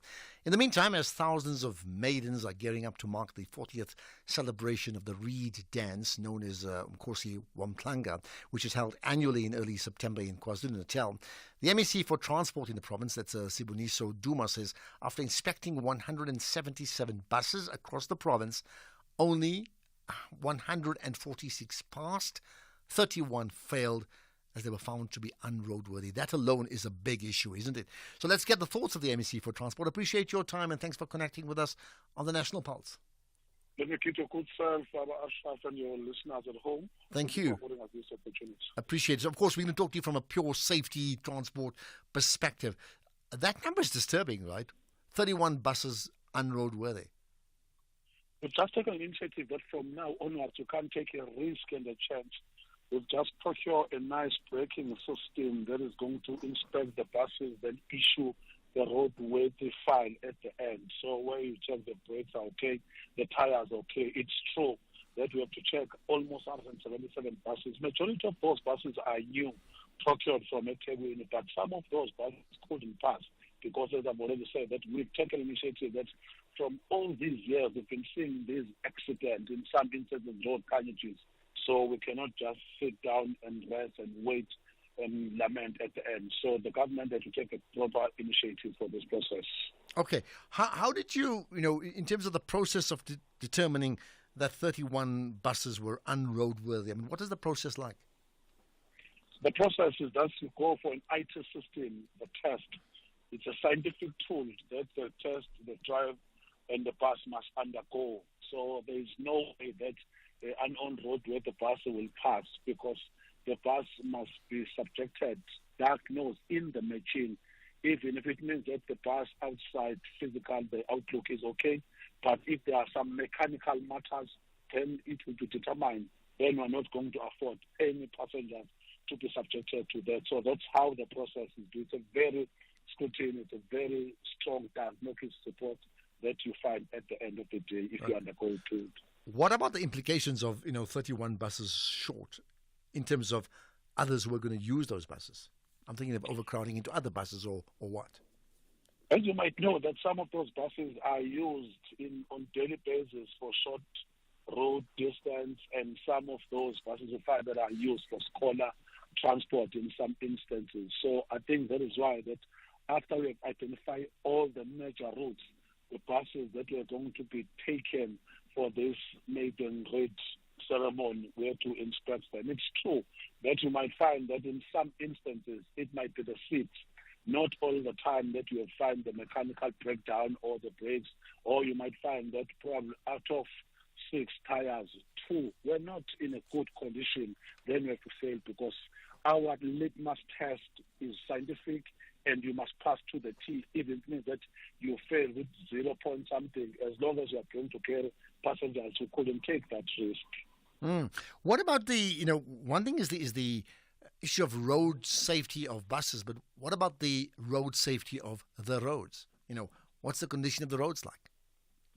The road network in KZN from 94, the new dispensation, a lot has happened. We have already almost covered 2,300 kilometers that have been tarred. There have been different roads, corridors that have been developed in the province of KwaZulu-Natal. Of course, as you know, as we undergo cross-cutting measures, it might mean that we'll have a backlog. Fortunately, we have SANRAL building both the major roads, N2 and N3. As you know, that we have major hub in the province of KwaZulu-Natal, Ethekwini, Durban Port, and Richards Bay, the terminal port. A lot has been done in this province. You go, like I've just finished another roadblock in R66. The road is okay, it's manageable, and it's clear, because it has been managed. R21234 as well, it's under construction. It means that something is being done. Almost all the major roads in the province of KwaZulu-Natal in the corridors are under construction, others under maintenance, others for future are currently under design. So we are at that point this time. And last year we issued the yellow fleet, where every municipality, even the access road, even the corridors that have not been tarred, at least if they are maintained properly, you'll have less accident on the road. How many people would be attending, and then where would they be, residing as well in terms of staying? For the next 2 days, there will be camps inside Enyokeni, which is the Royal Palace. There is a big scenario, the environment, just like a stadium of some sort.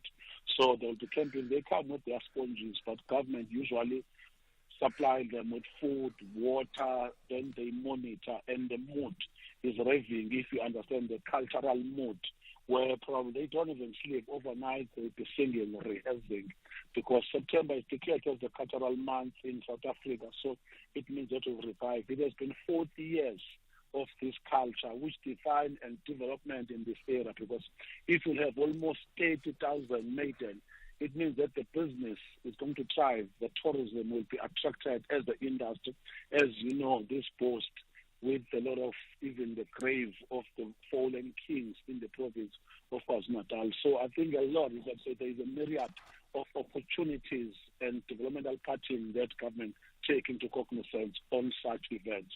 Okay, well, that's where we can leave it. Best wishes, and I think, the position taken has been a good one, and let's hope it bears the results that we need, which ultimately much safer and nobody losing their lives because of just recklessness of buses or the way people drive. So thank you for your time today, Siboniso Duma, the MEC for Transport and Human Settlements in the KwaZulu-Natal region. Thanks for connecting to the National Pulse. Well, that's just about it for the show. Let me just tell you, so you've heard me speaking about this a few times. I'm off to the One Young World Summit in Canada, and that's in Montreal. So I'll be away for a couple of weeks, which means I'm not going to be here after today, right? So I'm really not too sure he or she was going to be in the hot seat, but I'm sure look after him or her, and they'll look after you. I'm sure you'll enjoy that, and I'll come back hopefully with lots of vigor and energy. But very importantly, that summit in Montreal is a coming together of young people from around the world. I think about 30 South Africans, some of the brightest young minds in the world who really have activism at their core and need to change the world for the better. They'll be there. I would be there because I've been invited to moderate, and that's moderate some of the sessions, which would be great.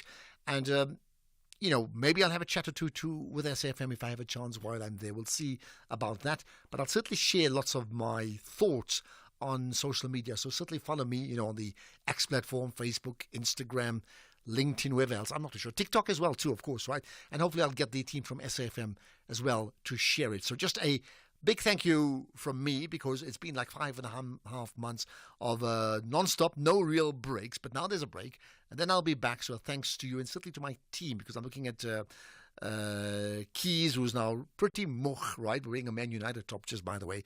And then Temba, and of course he's got Pirates and Arsenal on his mind, and Busani, and Mike doing all the things that he does in pushing all the right buttons. So, but of course, thanks to you, the audience. And we'll do it all again when I come back. But it doesn't mean the National Pulse ends. From Monday, it continues. Because as you know, we always ask this question, what for you moves the National Pulse? Think about that. It's time for the news. Here's Greg Hose.